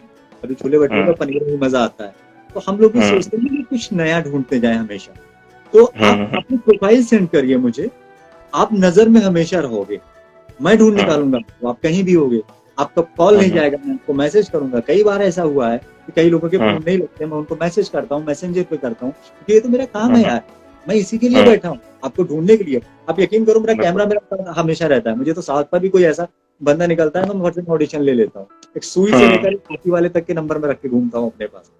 तो कभी, क्योंकि आजकल क्या है ना, हम लोग ज्यादातर कोशिश कर रहे हैं रियलिस्टिक पर जाएं, मेहनत करनी पड़ती है रियलिस्टिक पर। तो बहुत से ऐसे, अभी मेरी एक फिल्म फ्रांस के लिए सेलेक्ट हुई है, ये उलझन, अच्छा, कान फेस्टिवल के लिए हो गई थी। क्या बात है, बधाई आपको। शुक्रिया। और ये पूरे इंडिया से पहली फिल्म है जो गई थी, अभी गई है। ओह, तो उसके लिए ना हम लोगों ने, आप यकीन करिए, उसका नाम ही हम लोगों ने जो ग्रुप बनाया था, लिखा था सबसे बड़ी उलझन। डायरेक्टर उसके आशीष पंत जी हैं, NRI हैं बेसिकली। तो उन्होंने कहा मुझे रियलिस्टिक ही बंदे चाहिए, मैं वर्कशॉप करूंगा। तो हम लोगों और सारी कहानी सब ऐसे गरीबों की झुग्गी झोपड़ी से, एक बंदा उसमें शाहिद था, उसको हम लोगों ने गलती से कर लिया, वो रोज शाम को पीता था। उसको तो हम लोगों ने उसकी तो स्टोरी ऐसी थी कि शाम को शूट, और वो बंदा पी के गायब। घर से निकला था 4 बजे और हम लोग का शूट था 6 बजे, अंधेरे में पहला शूट लगाना था, और वो गायब। तो उसको हम लोगों ने फिर थाने में फोन करके उसका लोकेशन हम लोग ने ट्रैक करवाया है, फिर उसको पुलिस वाले उठा लेके आए, फिर शूट किया है। तो चाहिए था एक्टर है ना, हम लोग क्या कभी कभी नहीं जान पाते हैं ऐश में, हम्म ऐश में तो हम लोग अक्सर ये नहीं जान पाते हैं, तो इसलिए हम लोग रियलिस्टिक पे काम करते हैं। अब दो चार छोटी छोटी चीजें मैं बता दूं आपको, अगर आप ऑडिशन के लिए आते हैं तो सबसे पहले जरूरी है, क्योंकि ये भी सेशन फिर लंबा चला जाएगा हम लोगों का। नहीं बिल्कुल बिल्कुल, मैं सवाल करूं उससे पहले ही आप बता दें तो ज्यादा अच्छा। आप कभी भी किसी भी ऑडिशंस के लिए जाएं तो आपके पास नेट है, आप यूज करते हो, सब करते हो, आप चेक करो कौन सा प्रोडक्शन हाउस कौन सा है, कौन सी टीम काम कर रही है। IMDb पे आप उसे सर्च कर सकते हो, पहली चीज। दूसरी, जाने से पहले आपके कॉस्ट्यूम्स क्या है पर्टिकुलर। हर एक बंदे को ज्यादातर अगर ऑडिशंस हैं तो कॉस्ट्यूम ब्रीफ लिखा होता है नीचे, नोट आपको फॉर्मल्स पहन के आना है, लड़के हैं तो इंडियन पहन के आना है या वेस्टर्न पहन के आना है, कैसा पहनना है, या एक नंबर भी होता है। आप अगर उस लुक में जाओगे ना, तो जैसे ही आप कमरे के अंदर घुसते हो ना, तो आधा कॉन्सेप्ट हमारा क्लियर हो जाता है। हाँ, उसके बाद एक मुझे जो मेरे ऑडिशंस में आ चुके हैं, तो वो जानते हैं कि मैं 10 से 12 बार मैं ऑडिशंस लेती हूँ। मुझे लगता है कि निकल रहा है तो मैं कोशिश करता रहता हूँ, क्योंकि हर सिंपल सी बात है, नहीं निकल पाता है। तो प्रिपरेशन बहुत जरूरी है। और उसके बाद आप घर पर जाइए, घर पर जाकर भी आप अपने आप को तलाशिए कि आपकी कमी क्या रह गई आपके अंदर। अगर आपके पास उसके बाद आपने ऑडिशन दिया, आपका काम खत्म हो गया, अगर आप शॉर्ट लिस्टेड हैं या आपका री ऑडिशन की जरूरत होगी, तो मैं कॉल करूंगा, मेरी टीम से आप फोन करके बार बार ये नहीं पूछ कि मेरा क्या हुआ, मेरा अच्छा हुआ या गलत, क्यों नहीं हुआ, क्या कमी रह गई, क्योंकि डायरेक्टर इतनी डिटेलिंग में बात नहीं करते। उनका नहीं, वो आपको कोर्स नहीं करा रहे, वो पढ़ा नहीं रहे, कॉपी आपकी चेक की, उसके बाद मार्क किया, उसके बाद बताया ये इम्प्रूव करने की जरूरत है, रिजेक्टेड। ये आपको अपनी कमी को आप बेहतर जानते हैं कि आपकी कमी क्या, वो आपको देखना पड़ेगा। तो इसलिए सबसे पहले लुक के आप, बहुत लोग ऐसे होते हैं मसाला खाते चले आए, मसाला थूका, में लेके आ रहे हैं, तो बड़ा गंदा पड़ता है, पसीने से लपट चले आ रहे हैं, बहुत गर्मी लगती है, वो ये सब आपको कहीं ना कहीं कमजोर करता है। तो वेल ड्रेसअप होके आइए, तैयारी से आइए, टाइम लेकर आइए। अगर आपका ऑफिस, तो आप बात कर लीजिए, आप ऑफिस के बाद आइए। आप अगर जल्दी में आए, हम आए और सबसे पहले देकर निकल जाए, तो आपका ऑडिशन, क्योंकि आपके दिमाग में ऑफिस चल रहा होगा, कहीं बाहर गाड़ी खड़ी पुलिस वाले नहीं उठा लेगा, ये नहीं चल रहा होगा। ये बहुत सारे इन सारे डर को आपको निकालना पड़ेगा। अच्छा दादा, एक सवाल और है, मैं बीच में भूल गया, वो छूट गया सवाल, बहुत जरूरी है कि आमतौर पर जब एक्टर्स कास्ट नहीं हो पाते तो वो बोलते हैं कि कास्टिंग डायरेक्टर कोई नहीं आता था। तो उसके लिए बताइए मुझे कि कास्टिंग डायरेक्टर अपने आप को दिन पर दिन बेहतर करने के लिए क्या क्या करता है? बहुत कास्टिंग डायरेक्टर की ये क्या नाम भले छोटा है, पर जिम्मेदारी बहुत ज्यादा बढ़ जाती है। एक कैरेक्टर को नहीं जी जी जी, हमने उस पूरी कहानी के हर एक कैरेक्टर को जीना ऑडिशंस को नहीं देखते। मैं मान लीजिए मैंने एक सीएम का मैं कैरेक्टर कर रहा हूँ, तो मैंने पूरे दिन में 20 सीएम के ऑडिशंस लिए, तो 20 में से निकालना है, तो मुझसे बेहतर तो नहीं। और दूसरी चीज, ये कास्टिंग डायरेक्टर तो फाइनल कर नहीं कर रहे, तो नहीं आप फाइनल बात करिए, तो डायरेक्टर फाइनल कर रहे हैं। अच्छा। और हम अगर बेहतर हैं, तभी एक इतनी बड़ी यूनिट जो 50 करोड़ की पिक्चर बना रही है, वो भरोसा करके मुझे काम दे रही है। तो काम के लिए ईमानदार रहो। डायरेक्टर को अगर नहीं आता है, तो आप वहां तक आप जाए ना, आप आए क्यों, उसके पास इतनी बड़ी फिल्म क्यों? टीम को यकीन है उसके ऊपर कि ये बेहतर कर सकता है। हो सकता है बहुत सारी नहीं आता था मुझे, मैंने बहुत कुछ इसी दौरान सीखा है। बहुत सीनियर एक्टर्स आए हैं, उन्होंने मुझे सिखाया। मैं अब भी सीखता हूँ, चाहे वो संदीप दादा है, मैं उनसे सीखता हूँ, मैं नवल दादा से सीखता हूँ, दस्तोगी सर से मैं सीखता हूँ, इमाम भाई है मैं उनसे सीखता हूँ, जिया भाई हैं मैं उनसे सीखता हूँ। कभी कंफ्यूजन होता है, मैं पूछ लेता हूँ उनसे, मैं डिस्कशन कर लेता हूँ, वो बड़े हैं। हम अमिताभ को मिला था और बहुत अच्छा उन्होंने कहा था कि हम पूरी जिंदगी सीखते रहते हैं, जब तक हम सीखना नहीं शुरू करेंगे। हाय रत्नेश, हाउ आर यू? तो रजीउल्लाह भाई कैसे हैं आप? तो होता क्या है ना, जब तक हम सीख ही रहे हैं। एक कास्टिंग डायरेक्टर भी सीख ही रहा होता है। हर प्रकार नहीं आता है तो यानी कि वो फिर एक्टर बहुत ही अच्छा एक्टर है, अगर वो एक्टर है तो फिर मेरे ख्याल से कोई बात ही नहीं, उसके लिए कुछ कर ही नहीं सकते। वो हम बहुत सारे ऐसे क्यूरियस आते हैं, हम नहीं, मैंने बोला ना शुरुआत में कि एक्सेप्ट करना बहुत जरूरी है, हम एक्सेप्ट नहीं कर पाते, ये गलतियां होती हैं। और भाइयों ये दिमाग से निकाल दीजिए कि एक कास्टिंग डायरेक्टर ही कास्ट करता है, वो सिर्फ ऑप्शंस निकालता है, वो ऑप्शन आगे डेस्क तक प्रोवाइड करवाता है, वो फाइनल नहीं करता। फाइनल ये बात समझनी बहुत जरूरी है, ये बात समझनी जरूरी है। और उन गर्ल्स को मैं कहूँगा जो ऐसे ऑफर्स रखते हैं, बेशक ये अच्छी चीज है कि आप बिल्ड पहले से आपका माइंड सेटअप क्लियर है कि मुझे इंडस्ट्री में काम करना है, एनी हाउ करना है, और हर चीज के लिए एग्री है। हर चीज का मतलब ये नहीं है, मतलब शॉर्ट ड्रेसेस के लिए या ऐसे कोई सीन्स होते हैं, बट उसके साथ एक्टिंग सीखिए, बुक्स पढ़िए, आप कई ऑनलाइन क्लासेस चलती हैं, आप उनको करिए, कई वीडियोस पढ़े हैं आप उनको, एकाग्र होना जिंदगी में बहुत जरूरी है। जब तक आप एकाग्र नहीं होंगे ना, शांत मन से आप नहीं करेंगे ना, आप कुछ नहीं कर सकते। अभी हमारे दिमाग में क्या होता है ना, हम एक्टिंग भी कर लें, हम क्या करते हैं, मॉडलिंग भी कर लेते हैं जी, हम कुछ भी काम कर लेते हैं जी। तो जब तक हम एकाग्र नहीं, अर्जुन जब तक एकाग्र नहीं हुए, उन्होंने वो भी नहीं भेद पाए। एकाग्रता बहुत जरूरी है, समझे, बिल्कुल। तो लाइफ में बहुत जरूरी, जब तक हम किसी चीज के लिए कंसंट्रेट नहीं करेंगे, हम लाइफ में नहीं करते। हमें अपनी करनी है, तो 3 उंगलियां हमारी तरफ हैं भाई साहब, अपने आप को पहले देखिए, हम एक आपकी तरफ कर रहे हैं। बिल्कुल बिल्कुल बिल्कुल बिल्कुल। जब तक मैंने इनको नहीं गौर किया ना, हम बेकार हैं।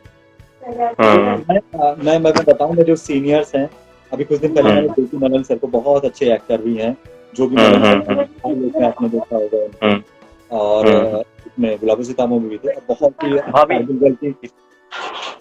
कारगिल गर्ल की कास्टिंग भी उन्होंने की है, बहुत सारी फिल्म में। तो जो भी मलन सर से भी के भी मैं इससे पहले मैं इंटरव्यूज और अनुराग कश्यप सर के मैं देखता रहता हूँ, एज एन कास्टिंग डायरेक्टर भी मैं देखता हूँ, वो मुझसे बहुत मिलता है। अभी तो मैं उनसे भी सीख रहा हूँ। तो सीखने की ललक जब तक आपके अंदर है तब तक है। हम खूबसूरत होकर एक्टर नहीं हो सकते, हम जब तक मन से खूबसूरत नहीं होंगे हम एक्टर नहीं हो सकते। अगर एक्टिंग ऐसी होती तो बीएनए में, एसएनए में, एनएसडी में और जगह पे कोर्सेज ना हो सकते। न्यू कमजोर होगी तो हम एक्टर हो ही नहीं सकते, बिल्कुल न्यू मजबूत होना जरूरी। अभी लास्ट टाइम जब हम गुलाबो सिताबो कर रहे थे तो फर्स्ट टाइम क्या हुआ, अमिताभ सर सेट पर 1 घंटा पहले आकर बैठे। बेसिकली एक्टर्स का क्या होता है कि जब सब कुछ रेडी हो जाता है उसका एक्टर्स का इंतजार करना पड़ता है। मैं नाम नहीं लूंगा, बहुत सारे एक्टर्स 1 घंटा पहले पर बैठ गए सकते, लाइट वाला स्पीड सर लाइट लेके जा रहा है, सेटअप लगा, तो सवाल किया गया उनसे, तो पहले से क्यों बैठ गया। मैंने कहा कि ये ना मेरा घर है, अब ये सेट नहीं है, अब ये मेरा घर है, उस कहानी में, उस किरदार में। यहाँ मेरा सोफा लगा हुआ है, यहाँ मेरी टूटी हुई कुर्सी पड़ी है, ये मेरा टेबल है। अभी मैं अपने घर को जी रहा हूँ। अब मैं जब इस घर को जीऊंगा ना तो मुझे सोचना नहीं पड़ेगा कि 4 कदम चलूंगा तो मैं कुर्सी पे बैठूंगा, 1 कदम चलूंगा तो रोशनदान को खोलूंगा तो उधर से उजाला आएगा। मैं अपने घर को जी रहा हूँ। जब मैं घर को जीऊंगा तो मैं कहानी को जीना अपने आप शुरू कर दूंगा। मुझे पता नहीं कितना कैसे जाना है, तो एक चीज निकालना है हमको अपने अंदर कि वो बंदा, आपके पास वो सोच होनी चाहिए कि फला पेंटिंग टंगी है, ये मैं लाया था स्टोरी के हिसाब से, मैंने इसको 2002 में टांगा था और ये इसलिए टांगा था कि ये मेरे बेटे को पसंद थी। बिल्कुल, तो ये चीज बड़ा अच्छा मुझे लगा यार, उन्होंने कितनी प्यारी बात कह दी। हम लोग तो जाते थे अच्छा ये कुर्सी यहाँ रखी, ये अच्छा ये लाइट ऐसी क्यों रखी, यहाँ से उजाला आ रहा है। अब वो उन्होंने जिया, कैसे क्या कर रहा है, कैसे आना है, कुर्सी बैठना है, टूटी है तो उसको हिला के देखा, नीचे ईटा लगाया फिर बैठा, क्योंकि उन्होंने नोटिस किया, उस चीज को जिया कि हमें ऐसे जीना है। मेरी साइकिल है, दबा के देखा पंचर है कि सही है। तो ये चीजें ना इन बड़े लोगों से सीखने को मिलती है। हम लोग एक्टर बन गए हैं, असल में हम भाई नहीं है, हम लोग अभी इस किरदार को ही टैगलाइन रख लिया है कि हम एक्टर हैं। हम लोग ने सीखा ही नहीं है उनको।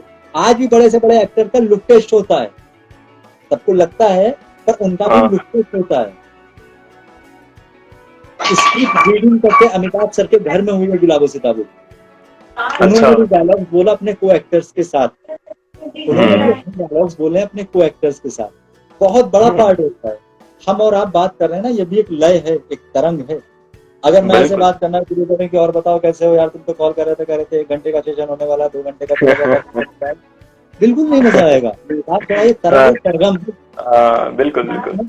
जब ज्वाइन करते हैं ना एक्टिंग, तो सारे गामा सिखाया जाता है ना, ये सरगम है, ये लय है, ये भी टिक टिक ना, एक ट्यूनिंग है। राजपाल यादव का एक किस्सा अब बताया था, थपलियाल सर ने बहुत ही परेशान आदमी थे वो, इतने परेशान कि पूरा बीएनए उनसे परेशान रहता था। उनको घर पे बैठा के कह रहा, मैंने उनको खाली काम दिया कि मैं घंटे में आऊंगा, तब तक घड़ी की सुई से तुम्हें ताल मिलाना है, ठीक ठीक ठीक। तो सिर्फ वो रिदम पकड़ने के लिए, हर डायलॉग का अपना एक रिदम है। अगर आपका को एक्टर भी आपके सपोर्ट में अगर सही नहीं है, तो आप एक्टर नहीं हो सकते, नहीं हो सकते। उनको किया रीजन जानते थे कि अगर इसके अंदर ये डर बैठा रह गया कि मैं अमिताभ हूँ, ये नहीं करता, तो मैंने वो डर इसलिए वो महान आया। हुआ हेलो कैसे हैं आप, ये वो एक ट्यूनिंग बनेगी तभी वो करेगा। एक्टर में भी बहुत जरूरी है, एक एक्टर में भी बहुत जरूरी है, और एक आम इंसान में भी बहुत जरूरी है जिंदगी। समझो, ये लय और ये तरंग ये रहेगा तो हर एक चीज में मजा आएगा। चलिए दादा, ये सेशन इतना लंबा हो जाएगा मैंने सोचा नहीं था। हालांकि अभी भी मुझे लग रहा है आप बात कर रहे हैं तो मेरे सवाल निकलते जा रहे हैं, और लग रहा है अभी आगे बहुत बात हो सकती है। और नहीं, बिल्कुल बात हो सकती है। बाकी जो भी ऑनलाइन है, जो भी सेशन सुन रहे हैं, अगर आपके अपने भी कुछ हो या कुछ हो तो आप मुझे इनबॉक्स कर सकते हैं, आदित्य से पूछ सकते हैं। थैंक यू आदित्य, अच्छा लगा। बहुत शानदार एक्सपीरियंस रहा और बहुत सिखाने वाला रहा मेरे लिए। बहुत सारी चीजें जो आपने जमीनी स्तर पर एक्सपीरियंस करी हैं वो मुझे बताई, मतलब बहुत सॉलिड एक्सपीरियंस हुआ मेरे लिए भी। तो मैं आपका औपचारिक धन्यवाद करूं उससे पहले एक शेर जो मैंने आपके लिए निकाल के रखा था, अजीज नबीब का एक शेर है कि ये मैं देख लूं गलत ना हो जाए। सारे सपने बांध रखे हैं गठरी में, सारे सपने बांध रखे हैं गठरी में, ये गठरी भी औरों में बट जाएगी।